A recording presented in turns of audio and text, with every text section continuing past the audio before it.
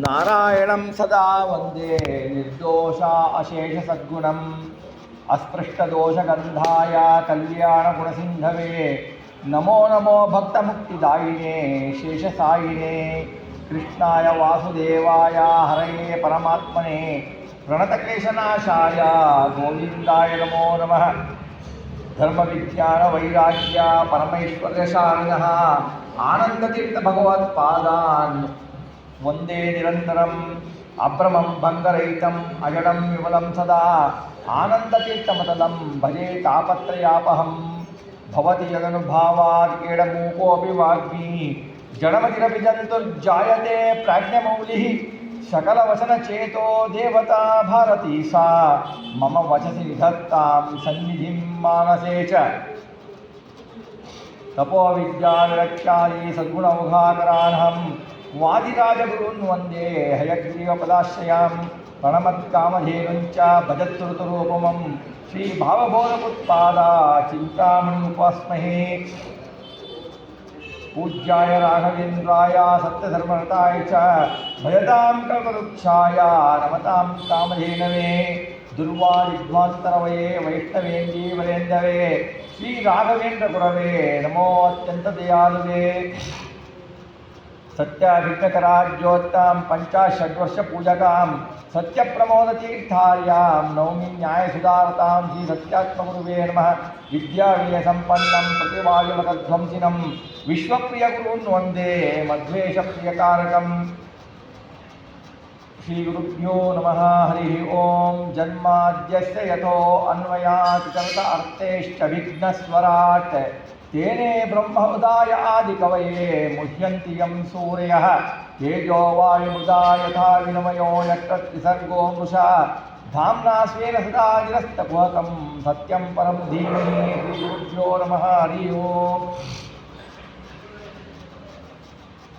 ಭಾಗವತ ಮಹಾಪುರಾಣದ ದ್ವಾದಶ ಸ್ಕಂದದ ಚಿಂತನೆಯಲ್ಲಿ ತೊಡಗಿದ್ದೇವೆ. ನಿನ್ನೆಯ ಚಿಂತನೆಯಲ್ಲಿ ಕಲಿಯುಗದ ಜನರು ಹೇಗಿರ್ತಾರೆ ಹಾಗೂ ಪ್ರಳಯ ಹೇಗಾಗತ್ತೆ, ಸೃಷ್ಟಿ ಲಯಗಳು ಹೇಗಾಗತ್ತೆ ಅನ್ನೋದನ್ನು ಸೂಕ್ಷ್ಮವಾಗಿ ನೋಡಿದ್ದೆವು. ಆಗ ಇದೆಲ್ಲವನ್ನು ಕೇಳಿದ ಪರೀಕ್ಷಿತರಾಗ ಏನು ಹೇಳ್ತಾನೆ, ಸೂತರು ಹೇಳ್ತಾರೆ, ಏತನ್ನಿಶಮ್ಯ ಮುನಿನಾ ವಿಹಿತಂ ಪರೀಕ್ಷದ್ ವ್ಯಾಸಾತ್ಮಜೇನ ನಿಖಿಲಾತ್ಮದೃಶಾಸಮೇನ ತ್ವತ್ಪಾದ ಪದ್ಮ ಉಪಸುತ್ಯದ ಅದೇನ ಮೂರ್ಧ್ನ ಬದ್ಧಾಂಜಲಿಸ್ತಮಿದಮಾಹ ಸ ವಿಷ್ಣುದಾತಃ.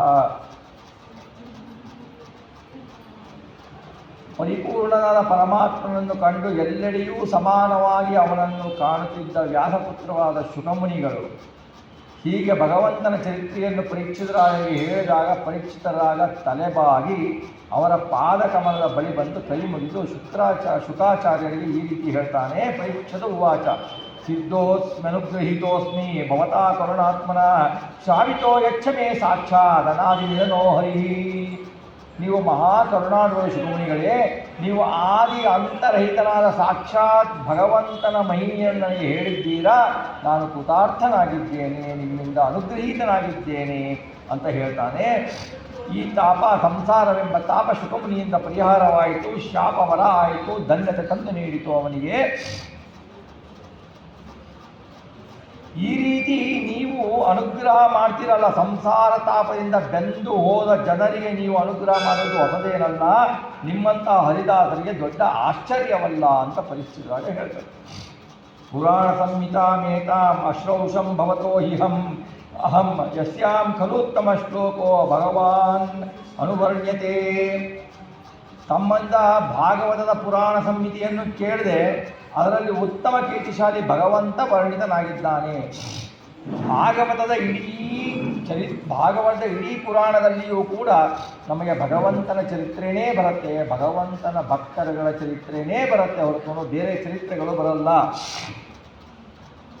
ಮತ್ತೆ ಹೇಳ್ತಾನೆ, ನೀವು ಈ ರೀತಿ ಕಥೆಯನ್ನು ಹೇಳಿ ನಾನು ಶ್ರವಣ ಮಾಡಿದ್ದರಿಂದ ಭಗವಂತ ತಕ್ಷಕಾದಿಭ್ಯೋ ಮೃತ್ಯೋಭ್ಯೋ ನ ಬಿಭೇಮ್ಯಹಂ ಪ್ರವಿಷ್ಣೋ ಬ್ರಹ್ಮ ನಿರ್ವಾಣಂ ಅಭಯಂ ದರ್ಶಿತಂತೆಯ.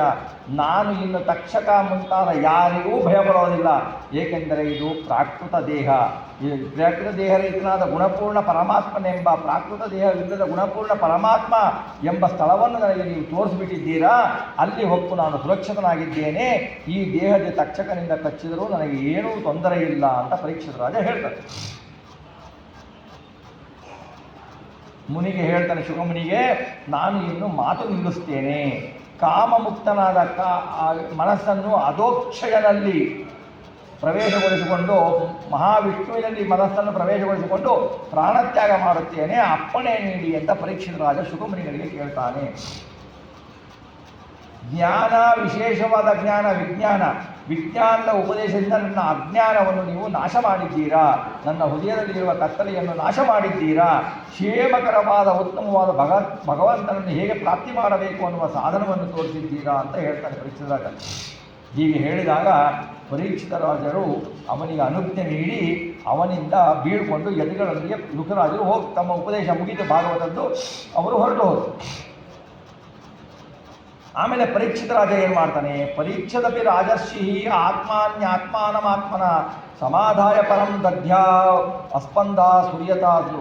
ಪರಮಾತ್ಮನ ಅನುಗ್ರಹ ಬಲದಿಂದ ರಾಜರ್ಷಿ ಪರೀಕ್ಷಿತ ರಾಜ ಏನು ಮಾಡ್ತಾನೆ, ತನ್ನ ಇಂದ್ರಿಯಗಳನ್ನು ವಿಷಯ ಪದಾರ್ಥಗಳಿಗೆ ಹೋಗದಂತೆ ಸ್ಪಂದನೆ ಹಿಡಿದುಕೊಂಡು ನಿಶ್ಚಲವಾದ ಮರದಂತೆ ಆಗಿ ಮನಸ್ಸಿನಿಂದ ಪರಮಾತ್ಮನ ತನ್ನ ಸ್ವರೂಪ ಶರೀರದಲ್ಲಿ ನಿಲ್ಲಿಸಿ ಧ್ಯಾನವನ್ನು ಮಾಡ್ತಾ ಇರ್ತಾನೆ.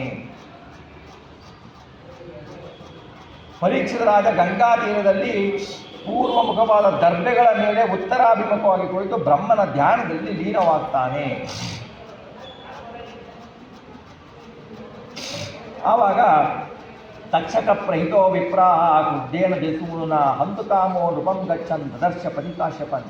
ಈ ಭಾಗವತದ ಪ್ರಾರಂಭದಲ್ಲಿ ಬಂದಿದೆಯಲ್ಲ, ಶೌನಕಾರ್ಯ ಶಿವಕುಮಾರರ ಶೃಂಗಿ ಕೋಪದಿಂದ ಶಪಿಸಿದ್ದರಿಂದ ಪರೀಕ್ಷಿತ ರಾಜನಿಗೆ ಮರಣ ಉಂಟಾಗ್ತದೆ. ಅವನು ಈ 7 ದಿವಸ ಭಾಗವತವನ್ನು ಕೇಳ್ತಾನೆ, ಅದನ್ನು ಶ್ರವಣ ಮಾಡ್ತಿದ್ದೀವಿ ನಾವು. ಆಗ ಆ ಶಪಿಸಿದ್ದರಿಂದ ಪ್ರೇತನ ತಕ್ಷಕ ಏನು ಮಾಡ್ತಾನೆ, ರಾಜನನ್ನು ಕೊಲ್ಲಲು ಬಯಸಿ ದಾರಿಯಲ್ಲಿ ಬರ್ತಾ ಇರ್ತಾರೆ ತಕ್ಷಕ ಎಂಬುವನು. ಆಗ ದಾರಿಯಲ್ಲಿ ಕಾಶ್ಯಪ ಎಂಬ ವಿಷ ವೈದ್ಯನನ್ನು ಕಾಣ್ತಾನೆ. ಎಂತಹ ವಿಷವನ್ನು ಪರಿಹರಿಸುವ ಕಾಶ್ಯಪ ಎಂಬ ಬ್ರಾಹ್ಮಣ ವೈದ್ಯನನ್ನು ಕಾಣ್ತಾನೆ. ತಂ ತರ್ಪಯಿತ್ವಾ ದ್ರವಿಣೈರ್ನಿರ್ವತ್ಯ ವಿಷಹಾರಿಣಂ ದ್ವಿಜರೂಪ ಪ್ರತಿಚ್ಛನ್ನ ಕಾಮರೂಪೋ ದಶನೃಪಂ. ಹಣಕ್ಕಾಗಿ ಅವನೇನು ಮಾಡ್ತಾನೆ, ರಾಜನ ಹತ್ರ ಬಂದುಬಿಟ್ಟು ರಾಜನಿಗೆ ಹಾವು ಕಳೆದು ವಿಷದಿಂದ ಸಾಯ್ತಾನೆ ಅಂತ ಆಗಿರುತ್ತೆ. ಆ ವಿಷದಿಂದ ಸಾಯುವ ರಾಜನನ್ನು ನಾನು ಪ್ರಾಣವನ್ನು ಉಳಿಸಿದರೆ ನನಗೆ ಹಣವನ್ನು ನೀಡಿ ಸತ್ಕಾರವನ್ನು ಮಾಡಿ ಕಳಿಸ್ತಾನೆ ಅಂತ ಹಣದ ಆಸೆಯಿಂದ ಅವನು ರಾಜನನ್ನು ಕಾಪಾಡದೆ ಬರ್ತಾ ಇರ್ತಾನೆ. ಆದರೆ ಆ ಹಾವು ತನ್ನ ಶಕ್ತಿಯಿಂದ ತನ್ನ ಬಯಸಿದ ರೂಪ ಕಳೆಯಬಲ್ಲ ಶಕ್ತಿ ಇರುತ್ತೆ ಆ ಹಾವಿಗೆ. ಅದು ಬ್ರಾಹ್ಮಣ ರೂಪದಿಂದ ಬಂದು ಏನು ಮಾಡುತ್ತೆ, ತಕ್ಷಕ ಹಾವು ಏನು ಮಾಡುತ್ತೆ ಅಂದರೆ ಅವನ ಹತ್ರ ಮಾತಾಡಿ ಕಾಶ್ಯಪನ ಹತ್ರ ಮಾತಾಡಿಬಿಟ್ಟು ಆ ಬ್ರಾಹ್ಮಣ ಹಣಕ್ಕಾಗಿ ಪರೀಕ್ಷಿತ ರಾಜನನ್ನು ಬದುಕಿಸಬೇಕು ಅಂತ ಅವನಿದ್ದಲ್ಲ, ಅವನಿಗೆ ಹಣವನ್ನು ಯಥಾಯಿಚ್ಛವಾಗಿ ಹಣವನ್ನು ಕೊಟ್ಟು ಅವನನ್ನು ತಿರುಗಿ ಕಳಿಸಿಬಿಟ್ಟು ತಾನು ಬ್ರಾಹ್ಮಣ ವೇಷದಿಂದ ಬಂದು ಬಿಟ್ಟು ಏನು ಮಾಡ್ತಾನೆ, ಹಣ್ಣಿನ ಒಳಗಿನ ಕ್ರಿಮಿಯ ರೂಪದಿಂದ ರಾಜನ ಕೈ ಸೇರಿ ರಾಜನನ್ನು ಕಚ್ಚುತ್ತಾನೆ. ಬ್ರಹ್ಮಭೂತಸ್ಯ ರಾಜರ್ಷೇ ದೇಹೋ ಅಹಿಗರಲಾಗ್ನಿನ ಬಭೂವ ಭಸ್ಮಸಾತ್ ಸದ್ಯ ಪಶ್ಯತಾಂ ಸರ್ವದೇಹಿನಾಂ. ಬ್ರಹ್ಮಜ್ಞಾನದಲ್ಲಿ ಮಗ್ನಾಗಿರ್ತಾನೆ. ತನ್ನ ಸ್ವರೂಪದ ಶರೀರವನ್ನೇ ಅವನು ಪರೀಕ್ಷಿತರಾದ ಕಾಣ್ತಾ ಇರ್ತಾನೆ. ಬಾಹ್ಯ ಶರೀರದ ಅಭಿಮಾನ ಅವನಲ್ಲಿ ಇರೋದೇ ಇಲ್ಲ. ರಾಜರ್ಷಿಯ ಶರೀರ, ಆ ರಾಜಋಷಿ ಅಂತಾರೆ ಅವನಿಗೆ. ರಾಜಋಷಿಯ ಶರೀರಗಳು ನೋಡ್ತಿದ್ದಂತೆಯೇ ಸರ್ಪದ ವಿಷಜ್ವಾಲೆಯಿಂದ ಸುಟ್ಟು ಭಸ್ಮ ಆಗುತ್ತದೆ. ಆವಾಗ ಅದೇನೆಂದರೆ ಅವನಿಗೆ ಯಾವ ಸ್ಥಿತಿ ತಲುಪಿರ್ತಾನೆ ಅಂದರೆ, ಹಿಂದೆ ಅವಧೂತರನ್ನು ಕೇಳಿದ್ವಿ ಅಲ್ವಾ, ತನ್ನ ದೇಹಕ್ಕೆ ಏನು ಹಿಂಸೆ ಕೊಟ್ಟರು ತನಗಲ್ಲ ಅಂತ ಹೇಳಿದ್ದ ಹಾಗೆ ಪರೀಕ್ಷಿತ ರಾಜ ತನ್ನ ದೇಹ ಇದು ನನ್ನದಲ್ಲ, ನಾನು ಸ್ವತಂತ್ರನಲ್ಲ ಎಂದು ಧ್ಯಾನ ಮಾಡ್ತಿರ್ತಾನೆ. ಸ್ವತಂತ್ರನಾದ ಭಗವಂತನನ್ನು ಕಚ್ಚುತ್ತಾನೆ. ಆವಾಗ ಅವನಿಗೆ ಏನು ಅದರಿಂದ ಆಗೋದಿಲ್ಲ, ಶರೀರ ಭಸ್ಮ ಆಗುತ್ತೆ. ಆವಾಗ ಭೂಮಿ ಅಂತರಿಕ್ಷ ದಿಕ್ಕುಗಳಿಗೆಲ್ಲ ಹಾಹಾಕಾರ ಉಂಟಾಗತ್ತೆ. ದೇವ ಅಸುರ ಮಾನವಾದಿಗಳೆಲ್ಲರೂ ವಿಸ್ಮಿತರಾಗಿ ಆಶ್ಚರ್ಯಚಕಿತರಾಗ್ತಾರೆ. ದೇವ ದುಂದುಬಿಗಳು ಮುಳುಗತ್ತೆ. ಗಂಧರ್ವ ಅಪ್ಸರಿಯರು ಗಾನ ಮಾಡ್ತಾರೆ. ದೇವತೆಗಳು ಬಲೆ ಬಲೆ ಅನ್ನುತ್ತಾ ಹೂಮಳೆಗಳಿದ್ದಾರೆ. ಯಾಕೆ ಅಂದರೆ ಪರೀಕ್ಷಿತ ರಾಜ ಶರೀರ ತ್ಯಾಗ ಮಾಡ್ದ ಅಂತಲ್ಲ, ಪರೀಕ್ಷಿತ ರಾಜ ಉತ್ತಮ ಗತಿಯನ್ನು ಪಡೆದರಲ್ಲ ಅಭಿಮಾನವನ್ನು ಬಿಟ್ಟು ಅಂತ. ಆವಾಗ ಜನಮೇಜಯಸ್ತು ಪಿತರಂ ಶ್ರುತ್ವ ತಕ್ಷಕ ಪಕ್ಷಿತಂ ಅಥಾಜುಹಾವ ಸಂಕ್ರುದ್ಧ ಸರ್ಪಾನ್ ಸತ್ರೇ ಸಹದ್ವಿಜಯಿ. ಜನಮೇಜಯ ಪರೀಕ್ಷಿತ ರಾಜನ ಮಗ ಜನಮೇಜಯ ತಂದೆಯನ್ನು ತಕ್ಷಕ ಕಚ್ಚಿದನೆಂದು ಕೇಳಿ ಬಲು ಕ್ರೋಧಗೊಳ್ತಾನೆ. ಕ್ರೋಧಗೊಂಡೇನು ಮಾಡ್ತಾನೆ, ಋತ್ವಿಜರೊಂದಿಗೆ ಸರ್ಪವನ್ನು ಬಲಿಕೊಡುವ ಯಜ್ಞವನ್ನು ಆರಂಭಿಸ್ತಾನೆ. ಎಲ್ಲ ಹಾವುಗಳು ಅಗ್ನಿಕುಂಡದಲ್ಲಿ ಬೀಳುವಂತೆ ಅವನು ಯಜ್ಞವನ್ನು ಮಾಡ್ತಾನೆ. ಎಲ್ಲ ಸರ್ಪಗಳು ಬಂದು ಅಗ್ನಿಯಲ್ಲಿ ಬಿದ್ದು ಸುಟ್ಟು ಹೋಗ್ತಾವೆ. ತಕ್ಷಕ ಭಯದಿಂದ ಏನು ಮಾಡ್ತಾನೆ, ತಲ್ಲಣಗೊಂಡು ಬಿಟ್ಟು ಹೆದರು ಬಿಡ್ತಾನೆ. ತಕ್ಷಕ ಹೆದರು ಬಿಟ್ಟು ಹೋಗಿ ಇಂದ್ರನನ್ನು ಮೊರೆ ಹೋಗ್ತಾನೆ. ನಾಪಶ್ಯತ್ ತಕ್ಷಕಂ ತತ್ರ ರಾಜ ಪಾರೀಕ್ಷತೋ ದ್ವಿಜಾನ್ ಉವಾಚ ತಕ್ಷಕ ಕಸ್ಮಾತ್ ದೈಹೇ ತೋರಗಾಧಮಃ. ಯಜ್ಞಕುಂಡದಲ್ಲಿ ತಕ್ಷಕ ಬಂದು ಬೀಳೋದನ್ನು ಕಾಣೋದಿಲ್ಲ, ತಕ್ಷಕ ಬರೋದಿಲ್ವಲ್ಲ. ರಾಜ ಜನಮೇಜಯ ಋತುಜನಕ್ಕೆ ಕೇಳ್ತಾನೆ, ಸರ್ಪಾಧಮ ತಕ್ಷಕ ಯಾಕೆ ಕುಂಡದಲ್ಲಿ ಬಿದ್ದು ಸುಟ್ಟು ಹೋಗ್ತಿಲ್ಲ ಅಂತ ಕೇಳತ್ತು. ಋತುಜರು ಹೇಳ್ತಾರೆ, ತಕ್ಷಕ ಇಂದ್ರನನ್ನು ಮೊರೆ ಹೋಗ್ತಿದ್ದಾನೆ. ಇಂದ್ರ ಆತನನ್ನು ಚಲಿಸದಂತೆ ಮಾಡಿ ತನ್ನ ಬಳಿಯಲ್ಲಿಟ್ಟು ಕಾಪಾಡ್ತಾ ಇದ್ದಾನೆ. ಆದ್ದರಿಂದ ಆತ ಅಗ್ನಿಯಲ್ಲಿ ಬೀಳುತ್ತಿಲ್ಲ ಅಂತ ಹೇಳ್ತಾನೆ. ಇದನ್ನು ಕೇಳಿ ಮುಂಚೆ ಉದಾರ ಬುದ್ಧಿಯುಳ್ಳವನಾಗಿರ್ತಾನೆ ರಾಜ. ಅವನು ಹೇಳ್ತಾನೆ, ಇಂದ್ರನ ಸಮೇತವಾಗಿಯೇ ತಕ್ಷಕನನ್ನು ಯಾಕೆ ಅಗ್ನಿಗೆ ಬೀಳಿಸಬಾರ್ದು, ಇಂದ್ರನ ಸಹಿತವಾಗಿ ತಕ್ಷಕ ಬಂದು ಬೀಳಲಿ. ರಾಜ ಮುಂಚೆ ಉದಾರಿಯಾಗಿರ್ತಾನೆ, ಆದರೆ ಅವನು ಬಹಳ ಕ್ರೋಧ ಆಗಿರ್ತದೆ. ಉದಾರ ಬುದ್ಧಿ ಅಂದರೆ ನ್ಯಾಯಸಮ್ಮತ ಬುದ್ಧಿ ಅಂತ. ತಕ್ಷಕ ಇಂದ್ರನನ್ನು ಮೊರೆಹೊಕ್ಕ ಮಾತ್ರಕ್ಕೆ ಅವನು ಮಾಡಿದ ಅಪರಾಧ ಕ್ಷಮಿಸುವುದು ನ್ಯಾಯವಲ್ಲ ಅಂತ ಹೇಳಿ ಇಂಥ ವಿಶಾಲ ತಂದೆಗೆ ಪುನರ್ಜನ್ಮ ಕೊಡ್ತಿದ್ದ. ಈ ಅವಕಾಶವನ್ನು ತಕ್ಷಕ ಅನವಶ್ಯಕವಾಗಿ ತಪ್ಪಿಸಿದ್ದ. ಇದು ಅಪರಾಧ ಎನ್ನಿಸುತ್ತಾ ಇದ್ದಾನೆ. ಆಮೇಲೆ ರಾಜನ ಮಾತನ್ನು ಕೇಳಿ ಏನು ಮಾಡ್ತಾರೆ, ಋತುಜರು ಇಂದ್ರನೊಂದಿಗೆ ತಕ್ಷಕನನ್ನು ಮಂತ್ರದಿಂದ ಯಜ್ಞಕುಂಡದಲ್ಲಿ ಆಹ್ವಾನ ಮಾಡ್ತಾರೆ. ತಕ್ಷಕನೇ ಮರುದೇವತಾ ಸಮೇತ ಇಂದ್ರನೊಂದಿಗೆ ನೀನು ಬೇಗ ಬಂದು ಯಜ್ಞಕುಂಡದಲ್ಲಿ ಯುದ್ಧಕಂಡದಲ್ಲಿ ಬೀಳು ಅಂತ ರಾಜ ಹೇಳ್ತಾನೆ. ಹೀಗೆ ಋತುಜರು ಹುಟ್ಟಿದ ಹೋಮ ಮಂತ್ರದಿಂದ ವಿಮಾನದಲ್ಲಿ ತಕ್ಷಕನೊಂದಿಗೆ ಕೂತು ಇಂದ್ರ ಬುದ್ಧಿ ಚಾಂಚಲ್ಯ ಆಗಿಬಿಡುತ್ತೆ. ವಿಮಾನದೊಂದಿಗೆ ತನ್ನ ಸ್ಥಾನದಿಂದ ಕದಲು ಬಿಡ್ತಾನೆ ಇಂದ್ರ. ತಂ ಪದಂತಂ ವಿಮಾನೇನ ಸಹ ತಕ್ಷಕಮಂಬರಾತ್ ವಿಲೋಕ್ಯಾಂಗಿರ ಸಹ ಪ್ರಾಹ ರಾಜಾನಂ ತಂ ಬೃಹಸ್ಪತಿ. ಅಂತರಿಕ್ಷದ ತಕ್ಷಕನೊಂದಿಗೆ ಸ್ವತಃ ಇಂದ್ರನೇ ವಿಮಾನದಿಂದ ಬಂದು ಬೀಳುವುದನ್ನು ಕಂಡು ಅಂಗೀರಸ ಮುನಿಯ ಪುತ್ರರಾದ ಬೃಹಸ್ಪತಾಚಾರ್ಯರು ಮಾಡ್ತಾರೆ, ರಾಜನಿಗೆ ಉಪದೇಶ ಮಾಡ್ತಾರೆ. ರಾಜ, ಈ ನಾಗರಾಜನಾದ ಈ ತಕ್ಷಕನನ್ನು ನೀನು ಕೊಲ್ಲುವುದು ಉಚಿತ ಅಲ್ಲ. ಈತ ಅಮೃತಪಾನ ಮಾಡಿದ್ದಾನೆ, ಅದರಿಂದ ಅಜಾಮರನಾಗಿದ್ದಾನೆ. ಈ ತಕ್ಷಕನನ್ನು ನೀನು ಕೊಲ್ಲಬೇಡ. ಜೀವಿಗೆ ಅವನ ಬದುಕು ಸಾವು ಪರಲೋಕ ಪ್ರಾಪ್ತಿ ಎಲ್ಲವೂ ಶ್ರೀಹರಿಯ ಅಧೀನ, ಸ್ವತಂತ್ರವಾದ ಅಧೀನ, ಮಾಡಿಸುವ ಕರ್ಮಾಧೀನ. ಆ ಹರಿಯಲ್ಲದೆ ಇನ್ಯಾರೂ ಸುಖ ದುಃಖದಾತರಲ್ಲ. ತಕ್ಷಕನೂ ದುಃಖದಾತನಲ್ಲ, ಯಾರೂ ಅಲ್ಲ. ಶ್ರೀಹರಿಯೇ ಎಲ್ಲ ದಾತ ನಮ್ಮ ಕರ್ಮಾನುಸಾರವಾಗಿ. ಹಾವು ಕಳ್ಳರು ಮುಂತಾದವರು ಹಸಿವು ಬಾಯಾರಿಕೆ ರೋಗಾದಿಗಳಿಂದ ಜೀವಿ ಮರಣಕ್ಕೆ ಉಂಟಾಗ್ತಾರೆ. ಆದರೆ ಇವು ಸಾವಿಗೆ ನಿಮಿತ್ತ ಮಾತ್ರ. ಯಾರು ಏನೋ ಆಗಿ ಸತ್ರು, ಹಾರ್ಟ್ ಅಟ್ಯಾಕ್ ಸತ್ರು, ಏನೋ ಆಗಿ ಸತ್ರು, ಅದು ನಿಮಿತ್ತ ಕಾರಣ, ಒಂದು ಕಾರಣ ಸಾವಿಗೆ. ಹುಟ್ಟಿದವನು ಸಾಯಲೇಬೇಕು, ಅದು ಒಂದು ಕಾರಣ. ಅವನ ಪ್ರಾರಬ್ಧ ಕರ್ಮದ ಪ್ರಕಾರನೇ ಅವನು ತನ್ನ ಫಲವನ್ನು ಉಣ್ತಾನೆ ಹೊರತು ಇವೆಲ್ಲ ಕಾರಣಗಳು ಒಂದು ನಿಮಿತ್ತ ಕಾರಣಗಳು. ಆದ್ದರಿಂದ ಅವ್ರು ಹೇಳ್ತಾರೆ, ರಾಜನೇ, ಈ ಮಾರಣ ಹೋಮವನ್ನು ಸಮಾಪ್ತಗೊಳಿಸು, ಇದನ್ನು ನಿಲ್ಲಿಸಿಬಿಡು. ನಿರಪರಾಧ ಹಾವಿಗಳು ಎಷ್ಟೋ ಬೆಂದು ಹೋಗ್ಬಿಟ್ಟಿದ್ದಾವೆ. ತಕ್ಷಕನು ಕೂಡ ನಿನ್ನ ತಂದೆಯ ಸಾವಿಗೆ ಮುಖ್ಯ ಕಾರಣ ಅಲ್ಲ. ಅವನ ಕರ್ಮದಿಂದಲೇ ಅವನಿಗೆ ಸಾವು. ಪರೀಕ್ಷಿತನ ಅಪ್ಪನೇ ಅವನ ತಂದೆಯ ಸಾವು ಅವನ ಕರ್ಮದಿಂದಲೇ ಕೃತವಾಗಿತ್ತು. ಜನರು ತಮ್ಮ ಕರ್ಮಫಲವನ್ನು ಉಂಟಾರೆ ಹೊರತು ಯಾರಿಂದ ಯಾರೂ ಸಾಯುವುದಿಲ್ಲ, ಯಾರಿಂದ ಯಾರೂ ಹುಟ್ಟುವುದಿಲ್ಲ. ಇದನ್ನು ಕೇಳಿ ರಾಜ ಮಹರ್ಷಿಯಮಾದಿಯ ಮನ್ನಣೆ ಕೊಡ್ತಾನೆ. ಹಾಗೆ ಆಗಲಿ ಎಂದು ಸರ್ಪತತ್ವ ನಡೆಸಿ ಬೃಹಸ್ಪತಾಚಾರ್ಯನ ಸತ್ಕರಿಸ್ತಾನೆ. ಅಂದರೆ ಇದರಲ್ಲಿ ಒಂದು ವಿಷಯ ತಿಳ್ಕೋಬೇಕು. ಮಹಾಭಾರತದಲ್ಲಿ ಆಸ್ತಿಕ ಮುನಿ ಸರ್ಪಯಾಗವನ್ನು ನಿಲ್ಲಿಸ್ತಾ ಅಂತ ಇದೆ, ಇಲ್ಲಿ ಬೃಹಸ್ಪತಾಚಾರ್ಯರು ಅಂತ ಇದೆ. ಅದು ಕಲ್ಪಾಂತರ. ಒಂದು ಕಲ್ಪದಲ್ಲಿ ಅವರು ನಿಲ್ಲಿಸಿದರು, ಒಂದು ಕಲ್ಪಾಂತರಲ್ಲಿ ಈತರು ನಿಲ್ಲಿಸಿದಂತೆ ಕಲ್ಪಾಂತರ ಕಥೆಯನ್ನು ನಾವು ತಿಳ್ಕೊಳ್ಬೇಕು. ಒಂದಕ್ಕೆ ಒಂದು ವಿರೋಧ ಇಲ್ಲ. ಸೈಷಾ ವಿಷ್ಣೋರ್ ಮಹಾಯಾಯ ಬಾಧ್ಯಪಾದ ಕಲ್ಲಕ್ಷಣ ಯಯಾ ಮಹುತ್ಯ ಸಾವತ್ಮ ಭೂತೇಶು ಗುಣವೃತ್ತಿಭಿ. ಮರಣಕ್ಕೆ ಒಬ್ಬನನ್ನು ಗುರಿಯಾಗಿ ಇನ್ನೊಬ್ಬನನ್ನು ಕಾರಣವನ್ನಾಗಿ ಮಾಡುವುದು ಆ ವಿಷ್ಣುವಿನ ಮಹಾಶಕ್ತಿ, ವಿಷ್ಣುವಿನ ಇಚ್ಛೆ, ಅದು ವಿಷ್ಣುವಿನ ಶಕ್ತಿ. ಇವನ ಮರಣಕ್ಕೆ ಇವನು ಕಾರಣ ಆಗಬೇಕು ಅಂತ ಕಾರಣ ಮಾಡ್ತಾನೆ, ಇನ್ನು ಇದನ್ನೇ ಕಾರಣ ಮಾಡ್ತಾನೆ ಒಬ್ಬನನ್ನು ಗುರಿಯಾಗಿ. ಆ ಶಕ್ತಿಯಿಂದಲೇ ಜೀವಿಗಳಲ್ಲಿ ಒಬ್ಬನನ್ನು ಕೊಲ್ತಾನೆ, ಇನ್ನೊಬ್ಬನು ಸಾಯ್ತಾನೆ ಎಂಬ ಮೋಹಕ್ಕೆ ಒಳಗ್ತಾನೆ. ಅವನು ಕೊಂದ ನಾನು ಸತ್ತೆ, ಇವನು ಕೊಂದ ನಾನು ಸತ್ತೆ, ಅವನು ಕೊಲೆ ಮಾಡ್ದ ಅಂತಿಲ್ಲ. ಅವನ ಕರ್ಮದ ಫಲವನ್ನು ಅವರು ಊಟ ಮಾಡ್ತಾರೆ. ಭಗವಂತ ವಿಷ್ಣು ಏನು ಮಾಡ್ತಾನೆ, ಅವನು ನಿಮಿತ್ತ ಕಾರಣವನ್ನು ಕೊಡ್ತಾನೆ.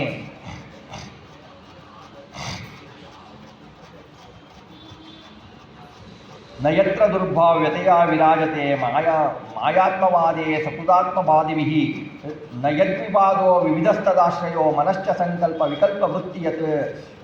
ಪರಮಾತ್ಮ ವಿಚಾರ ಬಹುಬಾರಿ ವಿಚಾರ ಮಾಡಿದ ಬಳಿಕ ಹೇಳ್ತಾರೆ, ಪರಮಾತ್ಮ ಈ ಮೋಹಕ ಶಕ್ತಿ, ಪರಮಾತ್ಮನನ್ನು ಮೋಹದಲ್ಲಿ ಕೆಡವಲಾರದು. ಯಾವ ಮೋಹವೂ ಪರಮಾತ್ಮನನ್ನು ಕೆಡವಲಾರದು.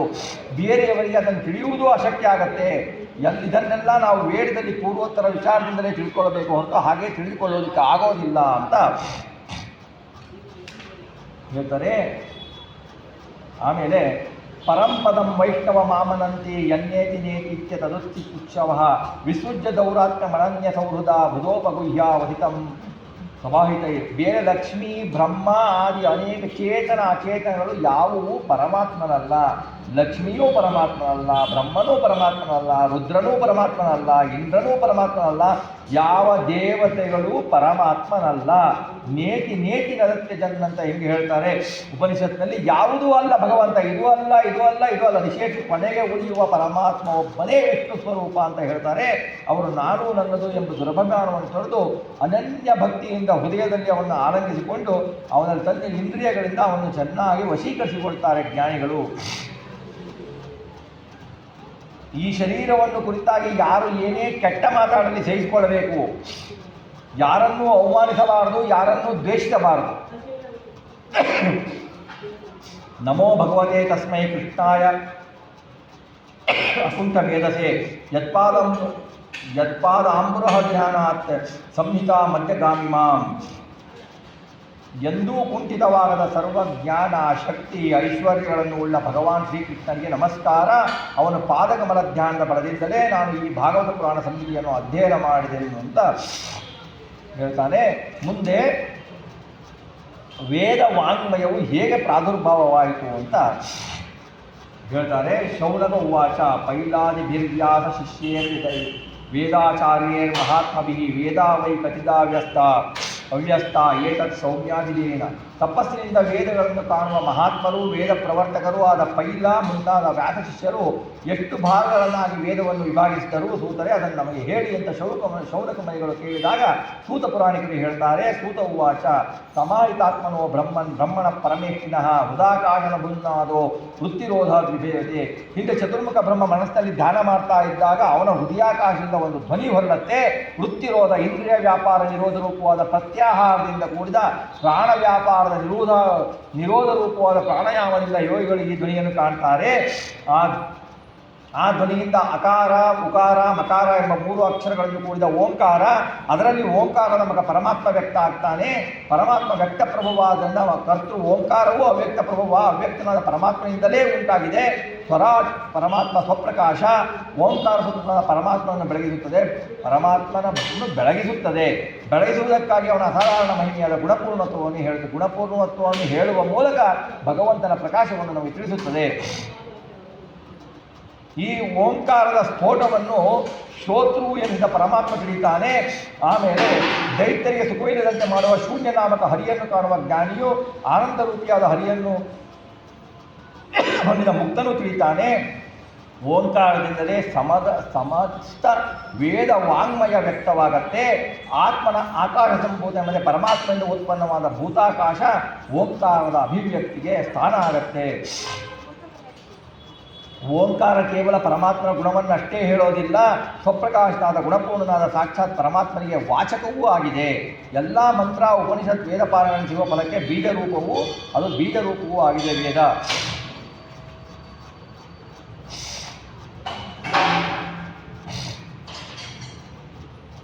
ಆಮೇಲೆ ಅಸ್ಮಿನ್ನಪ್ಯಂತರೇ ಬ್ರಹ್ಮನ್ ಭಗವಾನ್ ಲೋಕಭಾವನಃ ಬ್ರಹ್ಮೇಶಾದ್ವೈರ್ಲೋಕಪಾಲೈ ಯಾಚಿತೋ ಧರ್ಮಗುಪ್ತಯೇ ಪರಾಶರಾತ್ ಅಂಶಾಂಶಕಲಯಾ ವಿಭೂ ಅವತೀರ್ಣೋ ಮಹಾಭಾಗ ವೇದಂ ಚಕ್ರೇ ಚತುರ್ವಿಧಂ. ಈ ವೈವಸ್ವತ ನಾಮ ಸಂವತ್ಸರದಲ್ಲಿ ಧರ್ಮ ರಕ್ಷಣೆಗಾಗಿ ಬ್ರಹ್ಮರುದ್ರಾದಿ ಲೋಕಪಾಲಕರು ಭಗವಂತನನ್ನು ಪ್ರಾರ್ಥನೆ ಮಾಡ್ತಾರೆ. ಆವಾಗ ಲೋಕ ಸೃಷ್ಟಿಕರ್ತನಾದ ಭಗವಂತ ವಿಷ್ಣು ಪರಮಾತ್ಮ ತಾನೇ ತನ್ನ ಸ್ವರೂಪಾಂಶದಿಂದ ಅಂಶಕಲೆಯಿಂದ ಪರಾಶರ ಮೂಲಕ ಸತ್ಯವತಿಯಲ್ಲಿ ಅವತರಿಸ್ತಾನೆ. ವೇದವ್ಯಾಸ ದೇವರು ಒಂದು ಸಾಧಾರಣ ಮುನಿ ಅಲ್ಲ, ಅವರು ಸಾಕ್ಷಾತ್ ಭಗವಂತ. ಅವರು ಸ್ವರೂಪಾಂಶ ಅಂತ ಇಲ್ಲಿ ಹೇಳ್ತಾರೆ. ಸ್ವರೂಪಾಂಶ ಅಂದರೆ ಭಗವಂತನ ಅಂಶಕ್ಕೂ ಭಗವಂತನ ಸ್ವರೂಪಾಂಶಕ್ಕೂ ಭಗವಂತನಿಗೂ ಏನು ವ್ಯತ್ಯಾಸ ಇಲ್ಲ. ಭಗವಂತನ ಅಂಶ, ಭಗವಂತನೇ ವೇದವ್ಯಾಸ ದೇವರು ಅಂತ ನಾವು ತಿಳ್ಕೊಳ್ಬೇಕು. 4 ವೇದರಾಶಿಗಳಿರ್ತಾವಲ್ಲ, ಅದರಿಂದ ಒಂದೊಂದು ಭಾಗವನ್ನು ತೆಗೆದು ಋಗ್ ಯಜು ಸಾಮ ಅಥರ್ವಗಳೆಂಬ 4 ರೂಪವನ್ನು ರೂಪಿಸ್ತಾನೆ.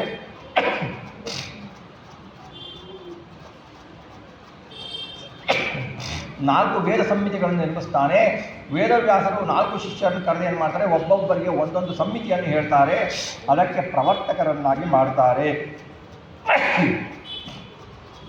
ಪೈಲನಿಗೆ ಮೊದಲನೆಯಾದ ಋಗ್ವೇದ ಸಂಹಿತೆಯನ್ನು ಉಪದೇಶಿಸ್ತಾರೆ. ವೈಶಂಪಾಯನ ಶಿಷ್ಯನಿಗೆ ನಿಗದ ಎಂಬ ಯಜುರ್ವೇದ ಮಂತ್ರ ಸಮೂಹವನ್ನು ಒಪ್ಪಿಸ್ತಾರೆ. ಜೈಮಿನಿಗೆ ಸಾಮವೇದವನ್ನು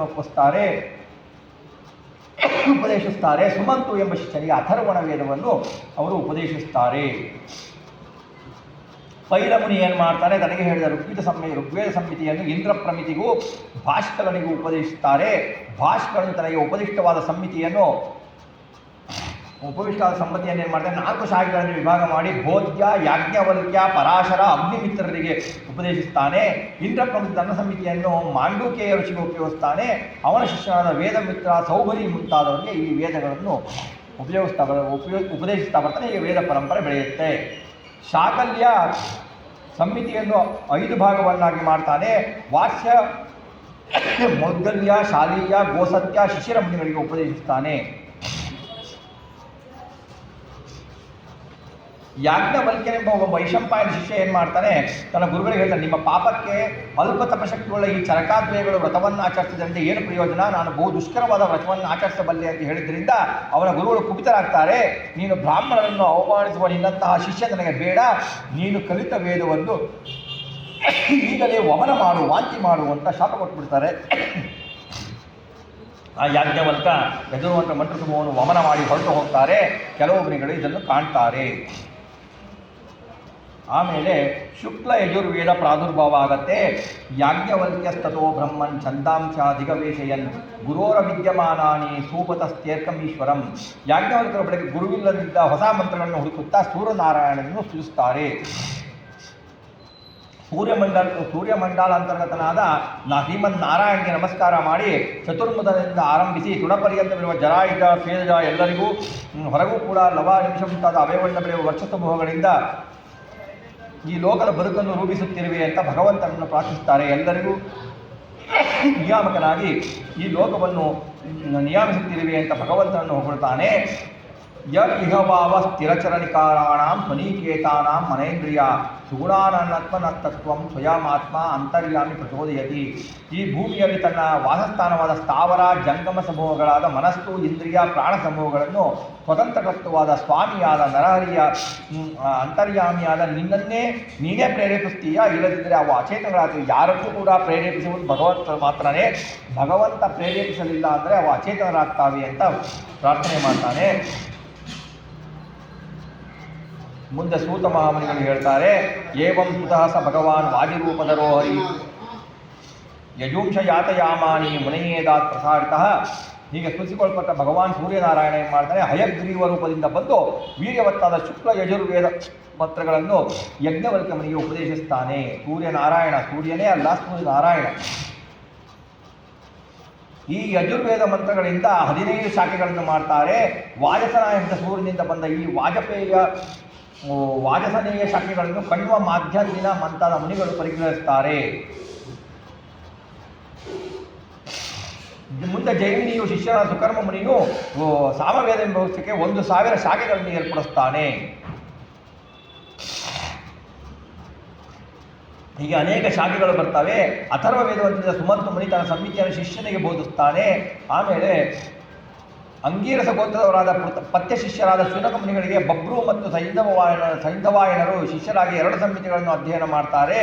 ನಕ್ಷತ್ರಕಲ್ಪ, ಶಾಂತಿ, ಕಾಶ್ಯಪ, ಅಂಗೀರಸ ಮುಂತಾದರೂ ಕೂಡ ಅಥರ್ವಣ ವೇದದ ಸಂಹಿತಾ ಪ್ರವರ್ತಕರು. ಮುನಿಯೇ, ಈ ಪುರಾಣಗಳನ್ನು ಹೇಳುವೆನು ಅಂತ ಹೇಳ್ತಾರೆ. ಮುಂದೆ ಪುರಾಣ ಸಂಹಿತಾ ಪ್ರಾದುರ್ಭಾವ ಆಗತ್ತೆ. ತ್ರಯ್ಯಾರುಣಿ ಕಶ್ಯಪಶ್ಯ ಸಾವರ್ಣೀರಕೃತಶ್ರವಣ ಅಕೃತವ್ರಣಃ ಶಿಂಶಪಾಯಣ ರೀತೌ ಷಡ್ವೈ ಪೌರಾಣಿಕಾ ಇಮೆ ಅಧೀಯಂತ ವ್ಯಾಸ ಶಿಷ್ಯ ಸಂಹಿತಾ ಮತ್ಪಿತುರ್ಮುಖಾತ್ ಏಕೈಕಾಂ ಅಹಮೇತೇಷಾಂ ಶಿಷ್ಯ ಸರ್ವಾಂ ಸಮಧ್ಯಗಾಂ. ಎಲ್ಲರೂ ಮುಂದೆ ಈ ತ್ರಯ್ಯಾರುಣಿ, ಕಾಶ್ಯಪ, ಸಾವಣಿ ಮುಂತಾದ ಋಷಿಗಳು ವ್ಯಾಸಶಿಷ್ಯರ ರೋಮಹರ್ಷರ ಮುಖದಿಂದ ಒಂದೊಂದು ಪುರಾಣ ಸಂಹಿತೆಯನ್ನು ಅಧ್ಯಯನ ಮಾಡ್ತಾರೆ. ಇವರೆಲ್ಲರ ಶಿಷ್ಯ ನಾನು ಎಲ್ಲ ಸಂಹಿತೆಗಳನ್ನು ಅಧ್ಯಯನ ಮಾಡಿದ್ದೇನೆ ಅಂತ ಹೇಳ್ತಾರೆ. ಕಾಶ್ಯಪ, ನಾನು, ಸಾವರ್ಣಿ, ಪರಶುರಾಮರ ಶಿಷ್ಯನಾದ ಅಕೃತವರ್ಣ ಹೀಗೆ 4 ಮಂದಿ ವ್ಯಾಸಪುತ್ರನಾದ ಶುಕಮುನಿಯು ಇಂದಲೂ ಬೇರೆ ಪುರಾಣಗಳ ಸಂಹಿತೆಗಳನ್ನು ಅಧ್ಯಯನ ಮಾಡಿದ್ದೇನೆ ಅಂತ ಹೇಳ್ತಾರೆ. ಪುರಾಣ ಲಕ್ಷಣವನ್ನು ಹೇಳ್ತೇನೆ ಕೇಳು. ಪುರಾಣ ಲಕ್ಷಣಗಳು ಯಾವುವು ಅಂತ ಹೇಳ್ತಾರೆ. ಸರ್ಗ, ವಿಸರ್ಗ, ವೃತ್ತಿ, ರಕ್ಷೆ, ಮನ್ವಂತರ, ವಂಶ, ವಂಶಾನುಚರಿತ, ಸಂಸ್ಥೆ, ಹೇತು ಮತ್ತು ಅಪಾಶ್ರಯ ಇವೇ ಪುರಾಣ ಲಕ್ಷಣಗಳು ಅಂತ ಹೇಳ್ತಾರೆ. ಈ 10 ಲಕ್ಷಣಗಳಿಂದ ಕೂಡಿದ್ದನ್ನು ಪುರಾಣ ಅಂತಾರೆ.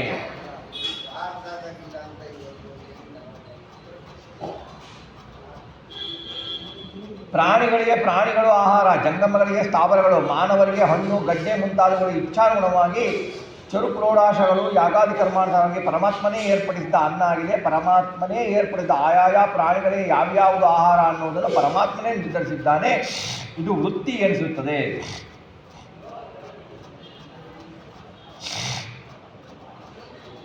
ಯುಗಾನುಸಾರವಾಗಿ ಶ್ರೀಹರಿ ಏನು ಮಾಡ್ತಾನೆ, ಪ್ರಾಣಿ, ಮನುಷ್ಯ, ಋಷಿ, ದೇವತೆಗಳಲ್ಲಿ ಅವತರಿಸಿ ವೇರ ವಿರೋಧಿಗಳನ್ನು ಸಂಹರಿಸುತ್ತಾ ಪ್ರಪಂಚ ರಕ್ಷಣೆಯನ್ನು ಮಾಡ್ತಾನೆ. ಮನುಗಳು, ದೇವತೆಗಳು, ಮನುಪುತ್ರರು, ಇಂದ್ರರು, ಋಷಿಗಳು ಇವರೆಲ್ಲರೂ ಭಗವಂತನ ಅಂಶಾವತಾರಗಳು. ಹೀಗೆ 6 ವರ್ಣಿಸುವುದು ಮನ್ವಂತರ ಎಂತಾರೆ ಅಂತ ಹೇಳ್ತಾರೆ. ಪ್ರಪಂಚದ ಲಯವು ನೈಮಿತ್ತಿಕ, ಪ್ರಾಕೃತಿಕ, ನಿತ್ಯ, ಆತ್ಯಂತಿಕ ಅಂತ ನಿನ್ನೆ ವಿವರಿಸಿದ್ದೇವೆ.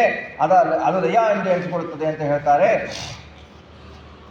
ಜೀವನ ಬದುಕಿಗೆ ಅವಶ್ಯಕವಾದುದು ಯಾವುದು? ಜಾಗರ, ಎಚ್ಚರ, ಸ್ವಪ್ನ, ಸುಪ್ತಿಗಳೆಂಬ ಭಗವಂತ ನಿರ್ಮಿತವಾದ ಅವಸ್ಥೆಗಳಿವೆಲ್ಲ 4 ಅವಸ್ಥೆಗಳು, 3 ಅವಸ್ಥೆಗಳು. ಇವು ಯಾವಾಗಲೂ ಇಲ್ಲದಿರುವಾಗಲೂ ಇರುವ ಹರಿಯೇ ಅಪಾಶ್ರಯ. ಇವು ಇದ್ದರೂ ಹರಿಯಿರ್ತಾನೆ, ಇಲ್ಲದಿದ್ದರೂ ಹರಿಯಿರ್ತಾನೆ. ಇವೆಲ್ಲವೂ ಹರಿಯ ನಿರ್ಮಿತ ಎನ್ನುವುದನ್ನು ನಾವು ತಿಳಿದುಕೊಳ್ಬೇಕು.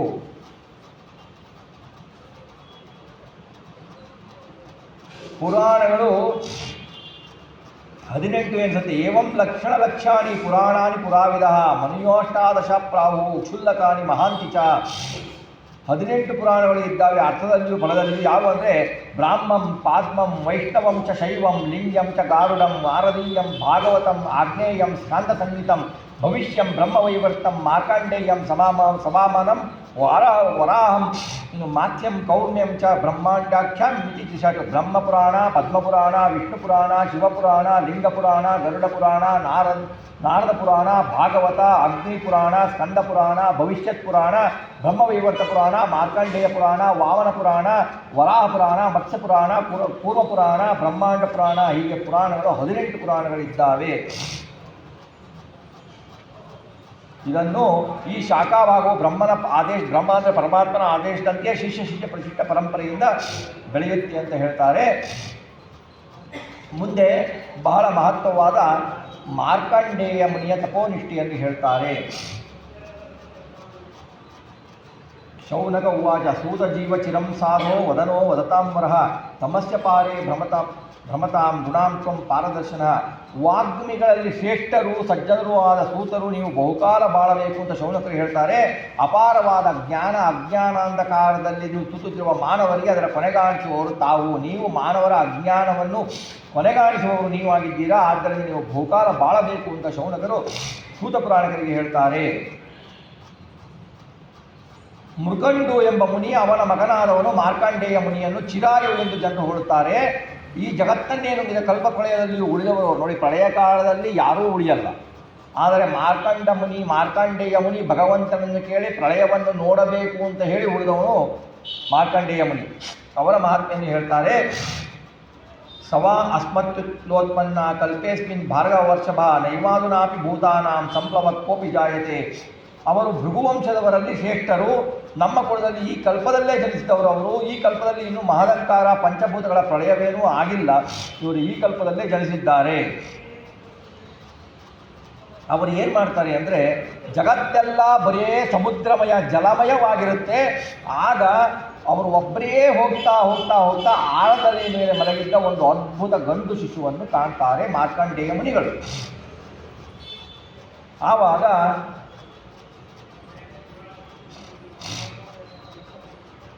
ಯೇಷನಃ ಸಂಶಯೋ ಭೂಯಾನ್ ಜಾತಕ್ ಕೌತೂಹಲಂ ಯತಃ ತನ್ನಶ್ಚಿಂತಿ ಮಹಾಯೋಗಿನ್ ಪುರಾಣೇಶ್ವರಿ ಸಮ್ಮತ. ಇದು ನಮಗೆ ಬಹಳ ಸಂದೇಹ ಉಂಟು ಮಾಡುತ್ತೆ. ಆದ್ದರಿಂದ ಕೇಳುವ ಕುತೂಹಲ ಉಂಟಾಗಿದೆ. ಮಹಾಯೋಗಿಗಳು ನೀವು, ಪುರಾಣಗಳಲ್ಲಿ ನೀವು ಇಷ್ಟಾದರೂ ತಮ್ಮ ಸಂದೇಹವನ್ನು ಪರಿಹರಿಸಿ ಅಂತ ಕೇಳ್ಕೊಳ್ತಾರೆ.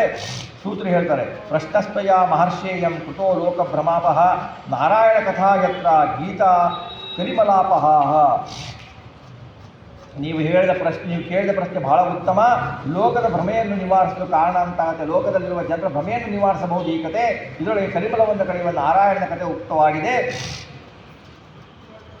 ಅದನ್ನು ಹೇಳ್ತೇನೆ ಕೇಳಿ ಅಂತ ಹೇಳ್ತಾರೆ.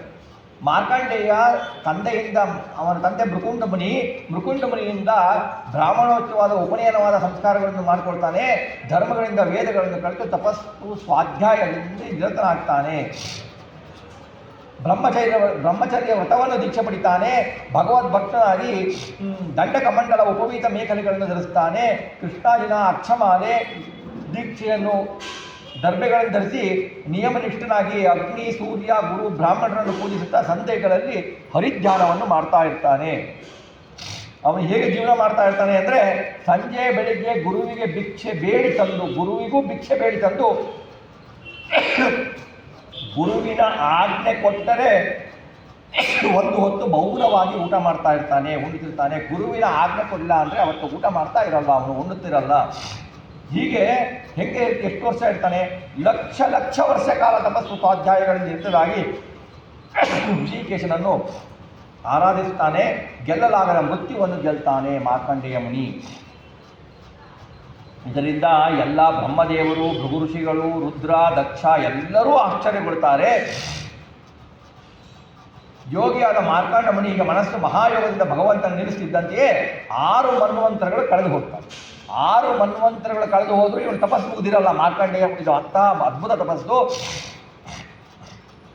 ಆವಾಗ ಈ ತಪಸ್ಸನ್ನು ತಿಳಿದು ದೇವೇಂದ್ರನಿಗೆ ಭಯ ಆಗತ್ತೆ. ಈ 7ನೇ ಮನ್ವಂತರದಲ್ಲಿ ತಪಸ್ಸಿಗೆ ವಿಘ್ನ ಮಾಡಬೇಕು ಅಂತ ಪ್ರಾರಂಭಿಸ್ತಾನೆ ದೇವೇಂದ್ರ. ಇದು ದೇವೇಂದ್ರನ ಕೆಟ್ಟ ಸ್ವಭಾವ ಅಲ್ಲ, ಅವರ ಮನೋಬಲವನ್ನು ಪರೀಕ್ಷಿಸಬೇಕು. ಅವನಿಗೆ ಅವನು ಹೇಗೆ ಮನೋಬಲವ ಇದ್ದಾನೆ ಅಂತ ಜನರಿಗೆ ತೋರಿಸಬೇಕು ಅಂತ ದೇವೇಂದ್ರ ಸಜ್ಜನರ ವ್ರತವನ್ನು ಭಂಗ ಮಾಡಲಿಕ್ಕೆ ನೋಡ್ತಾನೆ ಹೊತ್ತನು. ಅವನ ಕೆಲಸ ಅದಲ್ಲ, ಭಗವಂತನ ಅನುಜ್ಞೆಯಿಂದ ಮಾಡ್ತಾನೆ. ಅವನೇನು ಮಾಡ್ತಾನೆ? ಗಂಧರ್ವ ಅಪ್ಸರೆಯರನ್ನು, ಮನ್ಮಥನನ್ನು, ಮಲೆಯ ಮಾರುತ, ವಸಂತಕಾಲ, ರಜೋಗುಣ ವರ್ತಕರ್ಮದ ಅಭಿಮಾನಿ ದೇವತೆಗಳನ್ನು ಮಾರ್ಕಂಡೇಯ ಮುನಿ ಬಳಿಗೆ ಕಳಿಸ್ತಾನೆ. ಮುನಿಯ ಆಶ್ರಮಕ್ಕೆ ಅವರೆಲ್ಲ ಬರ್ತಾರೆ. ಹಿಮಾಲಯ ಪರ್ವತದ ಉತ್ತರ ಭಾಗದಲ್ಲಿ ಮಾರ್ಕಂಡೇಯ ಮುನಿಯ ಆಶ್ರಮ ಇರುತ್ತೆ. ಅಲ್ಲಿ ಪುಷ್ಪಭದ್ರಾ ನದಿ ಎನ್ನುವುದು ಹರಿತಾ ಇರುತ್ತೆ.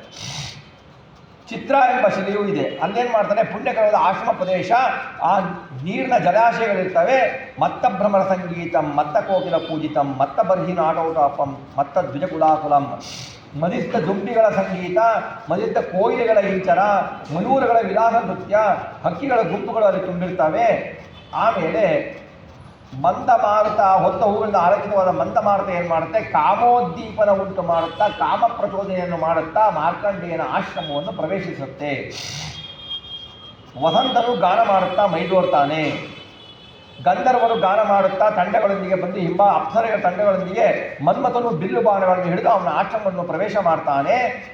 ಮಾರ್ಕಂಡೇಯ ಮುನಿ ಏನು ಮಾಡಿರ್ತಾನೆ? ಅಗ್ನಿಯಲ್ಲಿ ಹೋಮ ಮಾಡಿ ಬಳಿಯಲ್ಲಿ ನಿಂತಿರ್ತಾನೆ. ಅರೆ ಮುಚ್ಚಿದ ಕಣ್ಣು ಅರ್ಧ ಮುಚ್ಚಿರ್ತಾನೆ. ಯಾರಿಂದಲೂ ವಿಚಲನಾಗದವನವನು ಮೂರ್ತಿಮತ್ತಾಗಿ ನಿಂತ ಅಗ್ನಿಯಂತಿರ್ತಾನೆ. ಅಂತಹ ಮುನಿಯನ್ನು ದೇವೇಂದ್ರನ ಭಟರು, ಸೇವಕರು ಕಾಣ್ತಾರೆ. ಅವನ ಮುಂದೆ ಮಾರ್ಕಂಡೇಯ ಮುನಿಯಂತೆ ಅಪ್ಸರೆಯರು ಕುಣಿತಾರೆ, ಗಾಯಕರು ಹಾಡ್ತಾರೆ, ಮೃದಂಗ, ವೀಣೆ, ಪಣವ ವಾದ್ಯಗಳನ್ನು ಮನೋಹರವಾಗಿ ನುಡಿಸ್ತಾರೆ. ಮನ್ಮಥ ತನ್ನ ಬಿಲ್ಲಿನಲ್ಲಿ 5 ಮನೆಗಳುಳ್ಳ ಭೂಬಾಣವನ್ನು ಮುಡಿಸಿ ಅವನೇನು ಮಾಡ್ತಾನೆ? ವಸಂತ, ಮದ, ರಜ, ಸ್ತೋಭ ಮುಂತ ಇಂದ್ರನ ಭಟ್ಟರು ಮುನಿಯನ್ನು ವಿಚಲಿತಗೊಳಿಸಲು ಸಿದ್ಧರಾಗಿ ನಿಲ್ತಾರೆ. ಅಪ್ಸರ ಚೆಂಡುಗಳಿಂದ ಅವನೆದುರಿಗೆ ಆಟ ಆಡ್ತಾ ನೋಡ್ತಾಳೆ. ಆಮೇಲೆ ಅವಳ ತುರುಬಿನಿಂದ ಹೂಮಾಲೆ ಉದುರ್ತಾ ಇರುತ್ತೆ. ಅತ್ತ ಇತ್ತ ನೋಟವನ್ನು ಚೆಂಡನ್ನು ಹಿಂಬಾಲಿಸಿ ಧಾವಿಸುವಾಗ ಅವಳೇನು ಮಾಡ್ತಾಳೆ, ನರ್ತನವನ್ನು ಮಾಡ್ತಾಳೆ. ಮೈ ಮೇಲಿನ ಬಟ್ಟೆ ಎಚ್ಚರಿಕೆಯೂ ಅವಳಿಗೆ ಇರುವುದಿಲ್ಲ. ಒಡನೆ ಮನ್ಮಥ ಏನು ಮಾಡ್ತಾನೆ, ಅವಳು ಹಾಗೆ ನಾಟ್ಯ ಮಾಡಬೇಕಾದ್ರೆ ಮನ್ಮಥ ತನ್ನ ಬಾಣವನ್ನು ಅವನ ಮೇಲೆ ಮಾರ್ಕಂಡೇಯ ಮುನಿಗಳ ಮೇಲೆ ಬಿಡ್ತಾನೆ. ತಾನು ಗೆದ್ದೆ ಎಂದುಕೊಂಡು ಬಿಟ್ಟು ಮನ್ಮಥ ನಿಂತಿರ್ತಾನೆ. ಆದರೆ ಅದೆಲ್ಲವೂ ಮುನಿಯನ್ನು ಏನೂ ವಿಚಲಿತಗೊಂಡು ಮುನಿ ಒಂದು ಚೂರು ಅಲಗಾಡುವುದಿಲ್ಲ. ಇದು ಯಾವಪ್ಪನು ಅವನ ಅಂಥ ದೃಢನಿಷ್ಠೆ ಏನಂದರೆ ಮುನಿಯ ಮುಂದೆ ದರಿದ್ರನ ಪ್ರಯತ್ನದಂತೆ ದೇವೇಂದ್ರನ ಪ್ರಯತ್ನ ಎಲ್ಲ ವ್ಯರ್ಥವಾಗುತ್ತೆ. ಅಷ್ಟು ನಿಶ್ಚಲನಾಗಿ ಭಗವಂತನ ಬಗ್ಗೆ ತಪಸ್ಸು ಮಾಡ್ತಾ ಇರ್ತಾನೆ.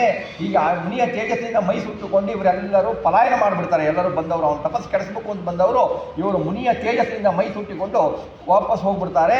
ಹಾವನ್ನು ಕೆಣಕಿ ಮಕ್ಕಳು ಓಡಿ ಹೋಗುವಂತೆ ಇವರು ಮಾರ್ಕಂಡೇಯನನ್ನು ಕೆಣಕಿ ತಪಸ್ಸನ್ನು ಭಂಗ ಮಾಡಬೇಕು ಅಂತ ಬಂದವರು ತಾವು ಪಲಾಯನ ಮಾಡ್ತಾರೆ. ಹೀಗೆ ಮುನಿ ಗೆದ್ದಲ್ಲ. ನಮ್ಮಂಥವ್ರಾಗಿ ಏನು ಮಾಡ್ತಿದ್ವಿ, ನಾವು ಯಾರಿಗೂ ಹೆದರ್ಲಿಲ್ಲ, ನಾವೇ ಗೆದ್ವಿ ಅಂತ ಅಹಂಕಾರ ಪಡ್ತಿದ್ವಿ. ಮುನಿಗೆ ಯಾವುದೂ ಅಹಂಕಾರ ಆಗಲ್ಲ. ಯಾಕೆಂದರೆ ಅವನು ಮಹಾತ್ಮ. ಅಂತಹ ಮಹಾತ್ಮನಿಗೆ ಅಹಂಕಾರ ಇರೋದಿಲ್ಲ. ಇದು ಆಶ್ಚರ್ಯ ಏನಲ್ಲ ಅಂತ ಹೇಳ್ತಾರೆ. ಇಂದ್ರ ಬಹಳ ಆಶ್ಚರ್ಯಗೊಳ್ತಾನೆ ಇದನ್ನು ಕಂಡುಬಿಟ್ಟು. ಇವನು ಹೀಗೆ ತಪಸ್ಸು ಮಾಡಬೇಕಾದ್ರೆ ತಸ್ಮೈವ್ಯಂ ಯುಂಜತಶ್ಚಿತ್ತಂ ತಪಸ್ವಾಧ್ಯಾಯ ಸಂಯಹಿ ಅನುಗ್ರಹ ವಿರಾಸೀನ ನರನಾರಾಯಣೋ ಹರಿ. ಹೀಗೆ ತಪಸ್ಸು ರಮ್ಯಗಳಿಂದ ನಿಲ್ಲಿಸಿಕೊಂಡಿದ್ದಾಗ ಅವನ್ನು ಅನುಗ್ರಹಿಸುವುದಕ್ಕಾಗಿ ನರನಾರಾಯಣರು ಒಲಿದು ಬರ್ತಾರೆ. ಹೇಗಿರ್ತಾರೆ? ತೌ ಶುಕ್ಲಕೃಷ್ಣೌ ನವಕಂಜಲೋಚನೌ ಚತುರ್ಭುಜೌ ರೌರವ ವಲ್ಕಲಾಂಬರೌ ಪವಿತ್ರಪಾಣಿ ಉಪವೀತಕಂ ಕಿವತ್ ಕುಮಂಡಲಂ ದಂಡ ಮೃಜಂ ಚ ವೈನಂ. ಬಿಳಿ ಮತ್ತು ಕಪ್ಪು ಬಣ್ಣದವರು, ಹೊಸ ದಾವರೆ ಕಣ್ಣಿನವರು, 4 ತೋಳುಗಳುಳ್ಳವರು, ಕೃಷ್ಣಾಜಿನ ವಲ್ಕಧಾರಿಗಳಾಗಿದ್ದಾರೆ. ಪವಿತ್ರ ಪಾಣಿಗಳು, 3 ಜನಿವಾರ, ಕಮಂಡಲ, ನೆಟ್ಟಗಿನ ಬಿದಿರ ದಂಡಗಳನ್ನು ಧರಿಸಿದವರು ನರನಾರಾಯಣ ಮುನಿಗಳು ಬರ್ತಾರೆ. ಈ ನರನಾರಾಯಣ ಋಷಿಗಳಿಬ್ಬರು ಭಗವಂತನ ಅವತಾರ ರೂಪಗಳೇ. ಅವರನ್ನು ಕಂಡು ಮಾರ್ಕಂಡೇಯ ಮುನಿ ಎದ್ದು ನಿಲ್ತಾರೆ. ಎದ್ದು ನಿಂತು ಬಿಟ್ಟು ಆದರದಿಂದ ಸಾಷ್ಟಾಂಗದಿಂದ ದಂಡ ಪ್ರಣಾಮವನ್ನು ಗೈತಾರೆ. ಅವರನ್ನು ಕಂಡುಬಿಟ್ಟು ಕೈ ಮುಗಿದು ತಲೆಬಾಗಿ ಗದ್ಗದ ಕಂಠದಿಂದ ಮಾತು ಹೊರಡಲ್ಲ. ಜಗದೀಶರಿಗೆ ನಮೋ ನಮೋ ಅಂತಾರೆ. ನಮೋ ನಮೋ ಎಂದು ಮಾರ್ಕಂಡೇಯ ಋಷಿಗಳು ಹೇಳ್ತಾರೆ.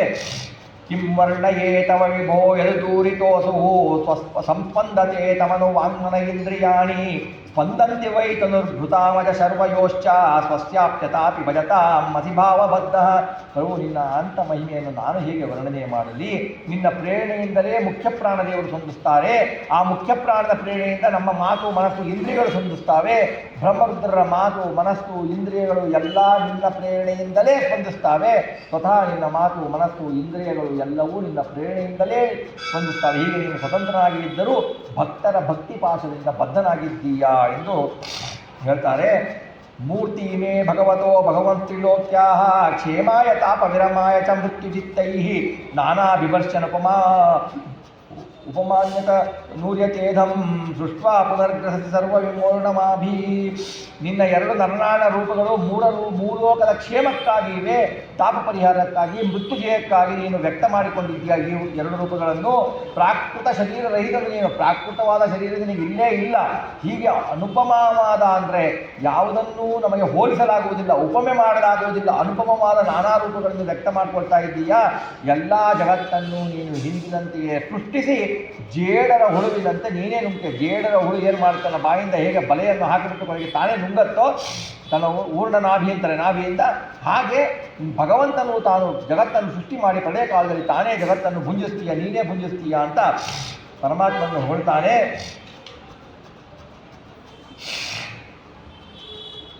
ಮುಂದೆ ಇನ್ನೊಂದನ್ನು ಹೇಳ್ತಾನೆ. ಇನ್ನೊಂದು ಶ್ಲೋಕದಿಂದ ಭಗವಂತನನ್ನು ಹೊಳ್ತಾನೆ. ನಾಣ್ಯತ್ತವಾಂಗೃಪನಯಾದ ಪವರ್ಗ ಮೂರ್ತೆ ಕ್ಷೇಮಂ ಜನಸ್ಯ ಪರಿತೋ ಭಯ ಈಶ ವಿದ್ಯ ಬ್ರಹ್ಮಾಭಿವ್ಯಕ್ತಲವತೋ ದಿಪರಾರ್ಧ ದಿಷ್ಟ್ಯ ಕಾಲಸ್ಯತೆ ಕಿಂತ ತತ್ಕೃತ ಭೌತಿಕಾನ. ಮುಕ್ತಿ ಸ್ವರೂಪನಾದ ಪ್ರಭು ನೀನು, ಎಲ್ಲೆಡೆ ಎಲ್ಲರ ಭಯವನ್ನು ಪರಿಹರಿಸುವುದು ನೀನು. ನಿನ್ನ ಪಾದ ಭಜನೆ ಹೊರತಾಗಿ ಜನರಿಗೆ ಕ್ಷೇಮಕರವಾದ ಬೇರೆ ಸ್ಥಾನವನ್ನು, ನಿಮ್ಮ ಪಾದವೇ ಜನರಿಗೆ ಕ್ಷೇಮಕರವಾದ ಸ್ಥಳ, ಅದನ್ನು ಬಿಟ್ಟು ಬೇರೆ ಏನು ಲಾಭರಿಯವು. ನೀನು ಸತ್ಯಲೋಕದ ಅಧಿಪತಿಯಾದ ಬ್ರಹ್ಮನು ಕಾಲಸ್ವರೂಪಿಯಾದ ನಿನಗೆ ಬಹಳ ಹೆದರುತ್ತಾನೆ. ಬ್ರಹ್ಮನಿಂದ ನಿರ್ಮಿತ ಶರೀರವುಳ್ಳವರು ಇತರರು ನಿನಗೆ ಅಂಜುತ್ತಾರೆ ಎಂದಿದೆ. ಬ್ರಹ್ಮನೇ ಎಲ್ಲ ದೇವತೆಗಳು ಭಗವಂತನಿಗೆ ಹೆದರಿ ಕಾರ್ಯವನ್ನು ಮಾಡ್ತಾರೆ. ಹೆದರಿ ಅಂದರೆ ಏನಂದರೆ ದುಷ್ಟರನ್ನು ಕಂಡ್ರೆ ಹೆದರುವುದು ಹಾಗಲ್ಲ, ಅವರ ಬಗ್ಗೆ ಗೌರವದಿಂದ ಮತ್ತೆ ಅವರು ಏನು ಮಾಡ್ತಾರೆ ಅಂತ ಹೆದರಿಕೆ. ಯಾಕೆಂದರೆ ಎಲ್ಲರಿಗೂ ನಿಯಾಮಕರು ಅವನು ಮಾಡಲ್ಲ ಅಂತ ಅನ್ಲಿಕ್ಕಾಗಲ್ಲ. ಹಾಗಾಗಿ ಎಲ್ಲರೂ ಜಗತ್ತಿನ ಎಲ್ಲರೂ ಬ್ರಹ್ಮ ರುದ್ರಾದಿ ದೇವತೆಗಳು ಎಲ್ಲರೂ ಭಗವಂತನ ಆಜ್ಞೆಗೆ ಹೆದರಿ ತಮಗೆ ವಹಿಸಿದ ಕಾರ್ಯವನ್ನು ಮಾಡ್ತಾ ಇರ್ತಾರೆ. ತಸ್ಮೈ ನಮೋ ಭಗವತೆ ಪುರುಷಾಯ ಭೂಮ್ನೆ ವಿಶ್ವಾಯ ವಿಶ್ವಗುರವೇ ಪರದೇವತಾಯ ನಾರಾಯಣಾಯ ಋಷಯೇ ಚ ನರೋತ್ತಮಾಯ ಹಂಸಾಯ ಸಂಯುತಗಿರೇ ನಿಗಮೇಶ್ವರಾಯ. ವಿಶ್ವನಾಮಕ ನೀನು, ವಿಶ್ವಗುರು, ಪರದೇವತೆ ಅಂದರೆ ಶ್ರೇಷ್ಠ ದೇವತೆ, ನಾರಾಯಣ ಋಷಿರೂಪ, ನರನಾಗಿ ಅವತರಿಸಿದವನು, ಸರ್ವೋತ್ತಮ, ಎಲ್ಲರಿಗಿಂತಲೂ ಉತ್ತಮ, ದೋಷರಹಿತ, ದೋಷವೇ ಇಲ್ಲ, ನಿರ್ದೋಷ, ಮಿತಭಾಷಿ, ವೇದಗಳಿಗೆ ಅಧಿಪತಿ, ಪೂರ್ಣ ಪುರುಷ ರೂಪ ನೀನು. ಭಗವಂತನಾದ ಇಂತಹ ನಿಮಗೆ ತಸ್ಮೈ ನಮೋ, ನಿನಗೆ ನಮಸ್ಕಾರ ಮಾಡ್ತೇನೆ ಅಂತ ಹೇಳ್ತಾನೆ. ಯದ್ದರ್ಶನಂ ನಿಗಮ ಆತ್ಮರಃ ಪ್ರಕಾಶಂ ಮುಹ್ಯಂತಿ ಯತ್ರ ಕವಯೋ ಜಪರಾಯತಂತಹ ತಂ ಸರ್ವವಾದ ವಿಷಯ ಪ್ರತಿರೂಪಶೀಲ ವಂದಾಹವೇ ಪುರುಷಮಾತ್ಮನಿ ಗೂಢಬೋಧಂ. ಪರಮಾತ್ಮ ತತ್ವ ರಹಸ್ಯವನ್ನು ಪ್ರಕಾಶಗೊಳಿಸಬಲ್ಲ ಜ್ಞಾನ ತತ್ವನಿರ್ಣಾಯಕವಾದದ್ದು. ಅದು ವೇದದಲ್ಲಿ ಮಾತ್ರ ಲಭ್ಯ ಇದೆ. ವಿಷ್ಣು ಪಾರಾಯಣರಾಗಿ ಉಪಾಸನೆ ಮಾಡಬೇಕು. ಪ್ರಯತ್ನ ಮಾಡುತ್ತಿದ್ದರೂ ಬ್ರಹ್ಮಾದಿಗಳು ನಿನ್ನ ವಿಷಯದಲ್ಲಿ ಮೋಹಕ್ಕೆ ಒಳಗಾಗ್ತಾರೆ ಅಂದ ಮೇಲೆ ನಮ್ಮಂಥವರು ಮೋಹಕ್ಕೆ ಒಳಗಾಗಲ್ಲ ಅಂತ ಹೇಳುತ್ತೆ. ಲಕ್ಷ್ಮೀ ಸಮೇತವಾಗಿ ಎಲ್ಲರೂ ಭಗವಂತನ ಮಾಯೆಗೆ ಒಳಗಾಗೇ ಆಗ್ತಾರೆ. ಲಕ್ಷ್ಮಿಯ ಮಾಯೆಯನ್ನು ನಾವು ಬೇಕಾದಷ್ಟು ಸಮಯದಲ್ಲಿ ನೋಡಿದ್ದೇವೆ. ಶ್ರೀನಿವಾಸ ಕಲ್ಯಾಣದಂತೂ ಜಗಜ್ಜಾಹರವಾಗಿದೆ. ಹಾಗಾಗಿ ಲಕ್ಷ್ಮಿಯೂ ಕೂಡ ಭಗವಂತನ ಮಾಯಿಗೆ ಅಧೀನಳಾಗ್ತಾಳೆ, ಬ್ರಹ್ಮನೂ ಕೂಡ ಭಗವಂತನ ಮಾಯಿಗೆ ಅಧೀನ ಆಗ್ತಾನೆ ಅನ್ನೋದು ಹೇಳೋದೇನು. ಎಲ್ಲ ವಾದ ವಿವಾದ ವಿಷಯಗಳಿಗೆ ವಿರುದ್ಧ ವಿಲಕ್ಷಣವಾದ ಸ್ವಭಾವಗಳು, ಎಲ್ಲರಿಗಿಂತಲೂ ವಿಲಕ್ಷಣವಾದ ಸ್ವಭಾವವುಳ್ಳವನು ನೀನು. ಜೀವಾತ್ಮನಿಗೆ ಅಜ್ಞಾತ ಸ್ವರೂಪವೇ ಆಗಿರುವೆ. ಅಂತಹ ಪರಮಪುರುಷನಾದ ನಿನ್ನನ್ನು ನಾವು ವಂದಿಸುತ್ತೇವೆ ಅಂತ ಭಕ್ತಿಯಿಂದ ಮಾರ್ಕಂಡೇಯ ಮುನಿ ಭಗವಂತನನ್ನು ಪ್ರಾರ್ಥಿಸ್ತಾನೆ. ಆವಾಗ ಭಗವಂತ ಹೇಳ್ತಾನೆ, ಭೋ ಭೋ ಬ್ರಹ್ಮರ್ಷಿ ವರ್ಯೋಸಿ ಬ್ರಹ್ಮರ್ಷಿ ವರ್ಯೋಸಿ ಸಿದ್ಧ ಆತ್ಮಸಮಾಧಿನ ಮೈ ಭಕ್ತ್ಯಾನಪಾಯಿನ್ಯ ತಪಸ್ವಾಧ್ಯಾಯ ಸಂಯಯೇ. ಆವಾಗ ಭಗವಂತ ಹೇಳ್ತಾನೆ, ನೀನು ಬಹಳ ಶ್ರೇಷ್ಠ ಬ್ರಹ್ಮರ್ಷಿಯಾಗಿದ್ದೀಯಾ, ನನ್ನಲ್ಲಿ ಸ್ಥಿರವಾದ ಭಕ್ತಿಯನ್ನು ಇಟ್ಟಿದ್ದೀಯಾ, ತಪಸ್ಸು ಸ್ವಾಧ್ಯಾಯ ಸಂಯಮಗಳಿಂದ ಪರಮಾತ್ಮನ ಉಪಾಸನೆ ಮಾಡಿ ಜ್ಞಾನ ಪಡೆದು ಕುಲಕೃತ್ಯನಾಗಿದ್ದೀಯಾ, ನಿನ್ನಿಂದ ನಾನು ಸಂತುಷ್ಟನಾಗಿದ್ದೇನೆ, ನಿನಗೆ ನನ್ನಿಂದ ಏನು ವರ ಬೇಕು ಕೇಳು ಅಂತ ಭಗವಂತ ಮಾರ್ಕಾಂಡೇಯನಿಗೆ ಕೇಳ್ತಾನೆ. ಮಾರ್ಕಾಂಡೇಯ ಋಷಿಗಳು ಹೇಳ್ತಾರೆ, ಜಿತಂತೆ ದೇವದೇವೇಶ ಪ್ರಪನ್ನಾರ್ತ್ಯಹರಾಚ್ಯುತ ವರಣ್ಯೇ ತಾವತಾಲಂನೋ ಯದ್ಭವಾನ್ ಸಮದೃಶ್ಯತ. ಭಗವಂತ ನೀನು ದರ್ಶನ ಕೊಟ್ಟೆ, ನಿನ್ನ ಇನ್ನೇನು ವರ ಕೇಳಬೇಕು? ನಾನು ಏನು ವರ ಕೇಳಬೇಕು? ನಿನ್ನ ದರ್ಶನವೇ ನನಗೊಂದು ವರ. ನಿನ್ನ ದರ್ಶನದಿಂದ ನನ್ನ ಜೀವನ ಸಾರ್ಥಕ ಆಯಿತು, ನಾನು ಮೋಕ್ಷಕ್ಕೆ ಯೋಗನಾದೆ. ಅಂತ ನಿನ್ನ ದರ್ಶನವೇ ನನಗೆ ವರ. ನಿನ್ನ ದರ್ಶನ ಕೊಟ್ಟಿಯಲ್ಲ, ಇಷ್ಟೇ ವರ ಸಾಕು ಅಂತ ಹೇಳ್ತಾನೆ. ಬ್ರಹ್ಮಾದಿಗಳು ಭಕ್ತಿ ಯೋಗದಿಂದ ಪರಿಪಕ್ವದ ಮನ ಯಾವ ನಿನ್ನ ಶ್ರೀಪಾದ ಕಮಲವನ್ನು ದರ್ಶನವನ್ನೇ ಬಯಸುತ್ತಾರೋ ಅಂತಹ ನೀನು ನನ್ನ ಕಣ್ಣುಗಳಲ್ಲಿ ಗೋಚರನಾಗಿರುವೆ. ಆ ಬ್ರಹ್ಮಾದಿಗಳು ಯಾವ ನಿನ್ನ ಪಾದಕಮಲವನ್ನು ದರ್ಶನವನ್ನು ಬಯಸ್ತಾರೋ ಅಂತಹ ನೀನು ನನ್ನ ಕಣ್ಣುಗಳಿಗೆ ನಿನ್ನ ದರ್ಶನವನ್ನು ಕೊಟ್ಟಿದ್ದೀಯ, ಬೇರೆ ಏನು ಬೇಕು?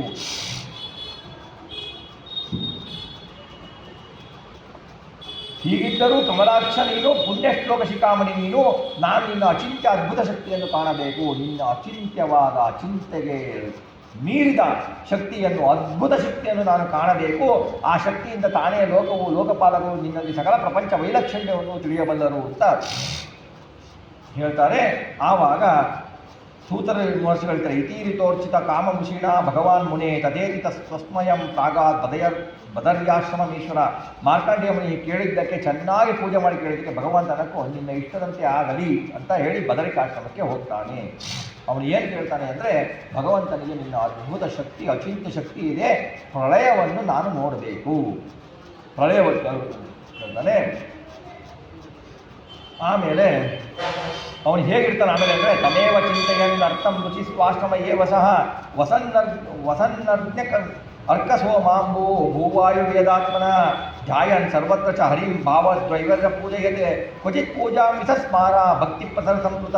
ಋಷಿ ತನ್ನಾಶ್ರಮದಲ್ಲಿ ವಾಸ ಮಾಡ್ತಾ ಇರ್ತಾನೆ. ಪರಮಾತ್ಮ ಅಚಿಂತ ಶಕ್ತಿಯ ದರ್ಶನದ ಕುರಿತಾಗಿ ದರ್ಶನ ಹೇಗಿರುತ್ತೆ, ಅಚಿಂತ ಶಕ್ತಿ ಹೇಗಿರುತ್ತೆ ಅಂತ ಆಲೋಚಿಸ್ತಾ ಇರ್ತಾನೆ. ಅಗ್ನಿ, ಸೂರ್ಯ, ಚಂದ್ರ, ಜಲ, ಪೃಥಿವಿ, ವಾಯು, ಆಕಾಶಗಳು ಇವುಗಳೆಲ್ಲಲ್ಲಿಯೂ ಹರಿಯನ್ನು ಕಂಡು ಧ್ಯಾನಿಸ್ತಾ ಇರ್ತಾನೆ. ಮಾನಸವಾಗಿ ಧ್ಯಾನಿಸ್ತಾ ಇರ್ತಾನೆ. ವಾಹನ ನಿರ್ಮಿತ ದ್ರವ್ಯಗಳನ್ನು ಪೂಜಿಸ್ತಾನೆ. ನಾವೇನಂತಂದ್ರೆ ನಾವು ಪೂಜೆ ಮಾಡ್ತೀವಲ್ಲ ಎಲ್ಲ ಭೂತ ಪದಾರ್ಥಗಳು, ಪ್ರಾಕೃತ ಪದಾರ್ಥಗಳು. ನಾವು ಭಗವಂತನಿಗೆ ಆ ಪ್ರಾರ್ಥನೆಯನ್ನು ಮಾಡಿದರಷ್ಟೇ ಭಗವಂತ ಒಲಿಯಲ್ಲ. ನಾವು ಮಾನಸಿಕವಾಗಿ ವಾಸನ ನಿರ್ಮಿತ ದ್ರವ್ಯಗಳಿಂದ ಭಗವಂತನನ್ನು ಪೂಜೆ ಮಾಡಬೇಕು, ಮಾನಸಿಕ ಪೂಜೆಯನ್ನು ಮಾಡಬೇಕು. ಮನಸ್ಸಿನಲ್ಲಿರುವ ಭಗವಂತನಿಗೆ ನಾವು ತುಳಸಿಯನ್ನು ಅರ್ಪಿಸಬೇಕು. ಅಂದರೆ ವಾಸನಾಮಯವಾದ ತುಳಸಿಯಲ್ಲಿರುವ ಭಗವಂತನ 5317 ರೂಪಗಳು, ಆ 5 ರೂಪಗಳನ್ನು ನಮ್ಮ ಹೃದಯದಲ್ಲಿರುವ ಭಗವಂತನ ಬಿಂಬರೂಪಿ ಪರಮಾತ್ಮನಿಗೆ ಐಕ್ಯ ಚಿಂತನೆಯನ್ನು ಮಾಡಿ ಮಾನಸಿಕ ಪೂಜೆಯನ್ನು ಅದೇ ಥರ ಭಗವಂತನಿಗೆ ದಿವಸ ಮಾಡಬೇಕು. ಮಾನಸಿಕ ಪೂಜೆಯನ್ನು ನಾವು ಹಾಗೆ ಇದ್ದಾಗ ಏನಾಗುತ್ತೆ ಅಂದರೆ, ಒಂದು ದಿನ ಅವನು ಸಂತೆಯಲ್ಲಿ ಪುಷ್ಪಭದ್ರ ರೀತಿಯಲ್ಲಿ ಸತ್ಯಾವಂದನೆ ಮಾಡ್ತಿರ್ಬೇಕಾದ್ರೆ ಮಹಾ ಚಂಡಮಾರುತ ಬೀಸತ್ತೆ. ತಂ ಚಂಡ ಶಬ್ದಂ ಸಮುದೀಯಂತಂ ಬಲಾಹಗ ಅನ್ವ ಭವಾನ್ ಕಲಾಲ ಅಕ್ಷಸ್ತವಿಷ್ಟ ಮುಮುಕ್ಷಸ್ತಡಿದ್ಭೈ ಸ್ವನಂತ ಉಚ್ಚೈಹಿ ಅಭಿವರ್ಷದಾರ. ಬಿರುಗಾಳಿಯಂತೆ ಭಯಂಕರ ಶಬ್ದ ಮಾಡ್ತಾ ಚಂಡಮಾರುತ ಬರುತ್ತೆ. ಹಿಂದೆಯೇ ಭಯಂಕರ ಮೋಡಗಳು ಕಾಣ್ತವೆ. ಭಯಂಕರ ಸಿಡಿಲು ಮಿಂಚುಗಳೊಂದಿಗೆ ರಥದ ನೊಗಕ್ಕಿಂತಲೂ ದಪ್ಪವಾದ ಮಳೆಗಳಿಂದ ಧಾರೆಗಳು ಎಲ್ಲೆಡೆ ಮಳೆ ಪ್ರಾರಂಭ ಆಗಿಬಿಡುತ್ತೆ.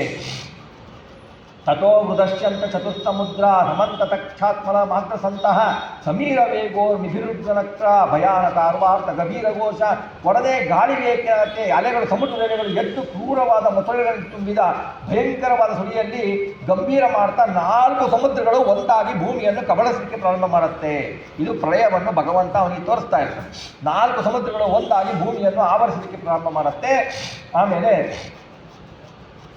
ಅಂತರ್ಬಹಿಶ್ಚಾದ್ಭಿರವಿದ್ದು ಬಿಗ್ಗೈ ಘನೈಃ ಶತಹೃದಾಭೀರುಪತಾಪಿತಂ ಜಗತ್ ಚತುರ್ವಿಧಂ ವೀಕ್ಷ ಮಹಾಮನಾ ಮುನಿಃ ಜಲಪ್ಲುತಂ ಕ್ಷಾಂ ವಿಮನಃ ಸಮತ್ರಸದ್.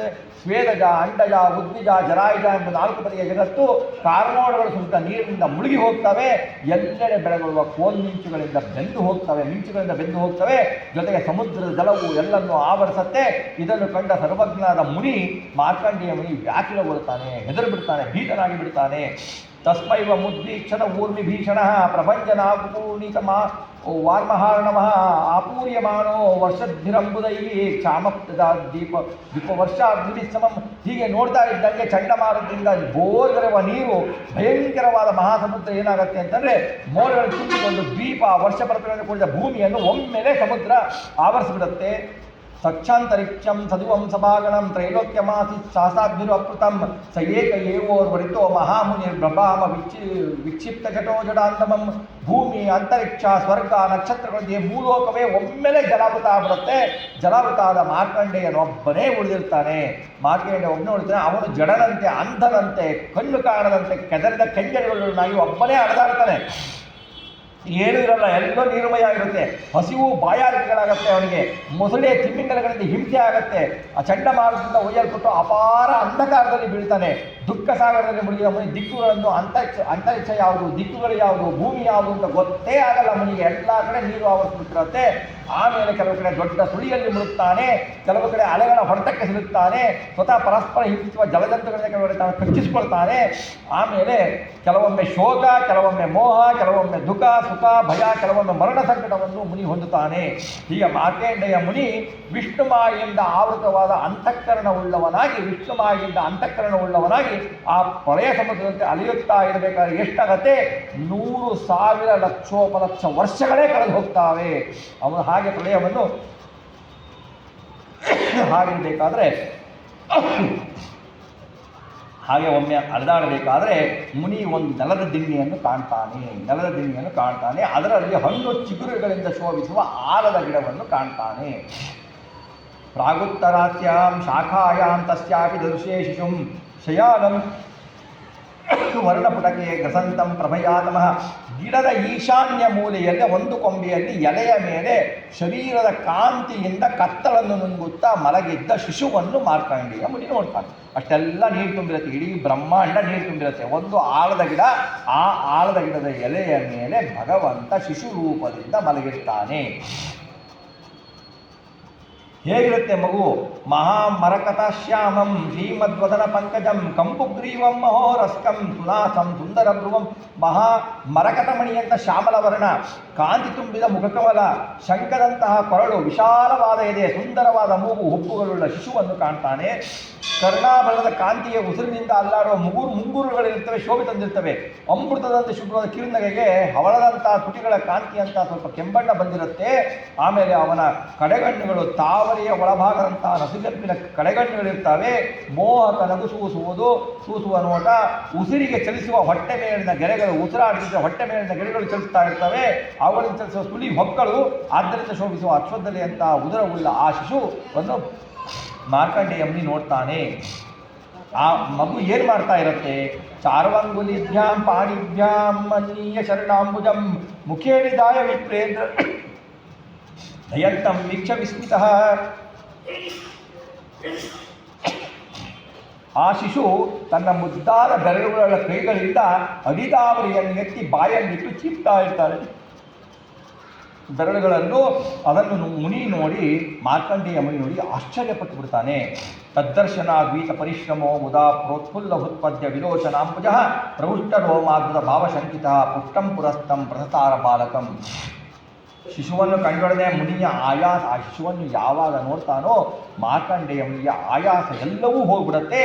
ಆನಂದದಿಂದ ಅವನ ಹೃದಯ ಕಮಲ ಅರಳತ್ತೆ, ಕಮಲದಂತಹ ಕಣ್ಣುಗಳು ಅರಳ್ತವೆ, ಮೈ ರೋಮಾಂಚನ ಆಗತ್ತೆ. ಅದ್ಭುತವಾದ ಶಿಶುವಿನ ದರ್ಶನದಿಂದ ಸ್ವಲ್ಪ ಭಯ ಆಗತ್ತೆ. ಶಿಶುವನ್ನು ಕೇಳಿ ತಿಳಿಯಲೆಂದು ಅವನು ಶಿಶುವಿನ ಸಮೀಪ ಬರ್ತಾನೆ ಮಾರ್ಕಂಡೇಯ ಮುನಿ. ಆಗ ಏನಾಗತ್ತೆ ಅಂದರೆ, ತಾವತ್ಕಿಶೋರ್ವೈ ಶಿಷ್ಟೇನ ಭಾರ್ಗವಃ ಸ್ವಂತಃ ಶರೀರಂ ಮಶಕೋ ಯಥಾ ವಿಶತ್ ತತ್ರಾಪ್ಯದೋ ನ್ಯಸ್ತಮಚಷ್ಟ ಕೃಷ್ಣಶೋ ಯಥಾ ಪುರಾ ಮಹ್ಯದತೀವ ವಿಸ್ಮಿತ.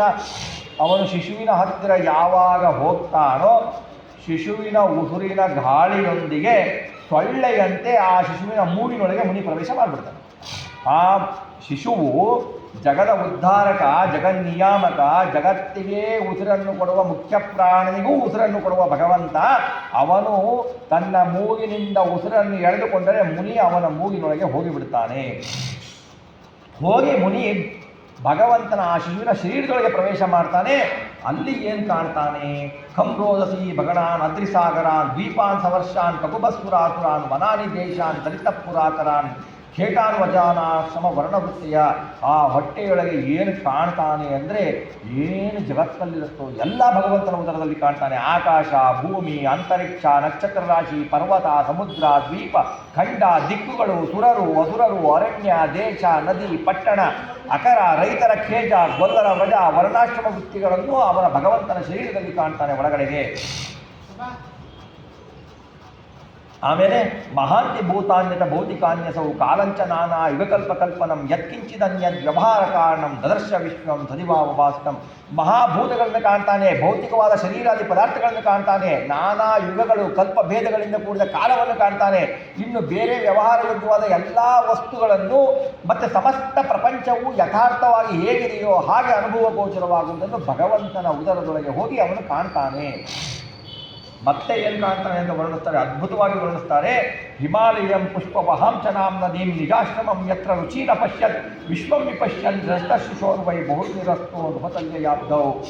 ಹಿಮಾಲಯ ಪರ್ವತ, ಪುಷ್ಪಭದ್ರಾ ನದಿ, ತನ್ನ ಆಶ್ರಮ, ಅದರಲ್ಲಿ ಋಷಿಗಳಿರುವುದು, ಇಡೀ ಪ್ರಪಂಚವನ್ನು ಅವನು ಕಾಣ್ತಾನಲ್ಲಿ. ಆದರೆ ಅವರೆಲ್ಲವನ್ನು ಕಾಣುತ್ತಿದ್ದಂತೆ ಏನಾಗ್ತದೆ ಅಂದರೆ, ಅವನ್ನೆಲ್ಲ ನೋಡ್ತಾ ಇರ್ತಾನೆ. ಶಿಶು ಉಸುವನ್ನು ಹೊರಗೆ ಹಾಕತ್ವ ಅವನು ಎದ್ದು ಹೊರಗಡೆ ಬಂದು ಸಮುದ್ರದಲ್ಲಿ ಬೀಳ್ತಾನೆ. ಆಮೇಲೆ ಆ ಪ್ರಳಯ ಸಮುದ್ರದಲ್ಲಿ ದಿಣ್ಣೆಯ ಮೇಲೆ ಬೆಳೆದ ಆಲ ಗಿಡವನ್ನು ಅದರ ಮೇಲೆ ಮಲಗಿದ್ದ ಶಿಶುವನ್ನು ಕಾಣ್ತಾರೆ. ಪ್ರೇಮಾಮೃತ ತುಂಬಿದ ಕಿರಣಗೆ ಸುತ್ತ ಕಡೆಗಳಿಂದ ನೋಡುತ್ತಿದ್ದ ಶಿಶು ಮುನಿಯನ್ನು ಈಕ್ಷಿಸುತ್ತಿತ್ತು. ಆ ಶಿಶು ಮುನಿಯನ್ನು ನೋಡ್ತಾ ಇತ್ತು, ಬಹಳ ಅಕ್ಕರೆಯಿಂದ ನೋಡ್ತಾ ಇತ್ತು. ಆ ಶಿಶು ಅಧೋಕ್ಷರ ಕಣ್ಣುಗಳಿಂದ ನೋಡಿ ಹೃದಯದಲ್ಲಿ ತಂದಿಸಿಕೊಂಡು ಮುನಿ ಅತ್ಯಂತ ಹರ್ಷದಿಂದ ತಬ್ಬಿಕೊಳ್ಳಲು ಮುಂದೆ ಬಂದರು. ಆ ಶಿಶುವನ್ನು ತಬ್ಬಿಕೊಳ್ಳಲು ಮುಂದೆ ಬಂದಾಗ ತಾವತ್ಸ ಭಗವಾನ್ ಸಾಕ್ಷಾತ್ ಯಗಾದಿಶೋ ಗುಹಾಶಯ ಅಂತರ್ಗದೇ ಋಷೇ ಸದ್ಯೋ ಯತೇಹ ಅನೀಶ ನಿರ್ಮಿತ. ಅಷ್ಟರಲ್ಲಿ ಸಾಕ್ಷಾತ್ ಯೋಗೇಶ್ವರದ ಎಲ್ಲರ ಹೃದಯ ಗುಹೆಯಲ್ಲಿ ವಾಯಿಸುವ ಪರಮಾತ್ಮ ಒಡನೆಯೇ ಮುನಿಯ ಕಣ್ಗಳಿಗೆ ಕಾಣದೆ ಮರೆಯಾಗಿ ಬಿಡ್ತಾನೆ. ಮರೆಯಾಗ್ಬಿಡ್ತಾನೆ. ಪ್ರಪಂಚ ನಿರ್ಮಾಣ ಮಾಡಲು ಆಸಕ್ತನಾದವನು ಮಾಯಾ ಪ್ರಪಂಚವನ್ನು ನಿರ್ಮಿಸ್ತಾ ಇದ್ದು ಹೇಗೆ ಕಣ್ಮರೆಯಾಗತ್ತೋ ಹಾಗೆ ಅವನಿಗೆ ಎಲ್ಲ ಕಣ್ಮರೆಯಾಗಿ ಭಗವಂತನು ಕಣ್ಮರೆಯಾಗ್ತಾನೆ. ಅವನು ಕಣ್ಮರೆಯಾದಂತೆಯೇ ಆ ಕ್ಷಣದಲ್ಲಿ ಆಳದ ಗಿಡ ಮರೆಯಾಗತ್ತೆ, ಲೋಕವನ್ನು ಲೇಖಿದ್ದ ಜಲವೂ ಕಾಣಲಾಗತ್ತೆ. ಮುನಿ ಹಿಂದಿನಂತೆಯೇ ತನ್ನ ಆಶ್ರಮದಲ್ಲಿಯೇ ಕುಳಿತಿರ್ತಾನೆ. ಮಾರ್ಕಂಡೇಯ ಮುನಿಗೆ ಭಗವಂತನ ಅತ್ಯಂತ ಕರುಣಾಮಯದಿಂದ ಅವನ ಏನು ವರ ಬೇಡಿದ್ನೋ ಪ್ರಳಯದ ದರ್ಶನ ಆಗಬೇಕು ಅಂತ ದರ್ಶನವನ್ನು ಭಗವಂತ ಮಹಾಮುನಿಯ ಕೊಟ್ಟ ಅನ್ನುವುದರಲ್ಲಿಯೇ ಭಾಗವತ ದ್ವಾದಶಕಂಡದ 8ನೇ ಅಧ್ಯಾಯದ ಚಿಂತನೆ ಮುಗಿಯಿತು. ಇಲ್ಲಿಗೆ ಈ ಭಾಗವತದ ಇವತ್ತಿನ ಚಿಂತನೆಯನ್ನು ಶ್ರೀ ರಾಘವೇಂದ್ರ ಸ್ವಾಮಿಗಳ ಅಂತರ್ಗತ ಶ್ರೀ ಭಾರತೀಯ ಪ್ರಾಣಾಂತರ್ಗತ ಲಕ್ಷ್ಮೀನಾರಾಯಣಿಗೆ ಅರ್ಪಿಸೋಣ. ಶ್ರೀಕೃಷ್ಣಾರ್ಪಣಮಸ್ತು.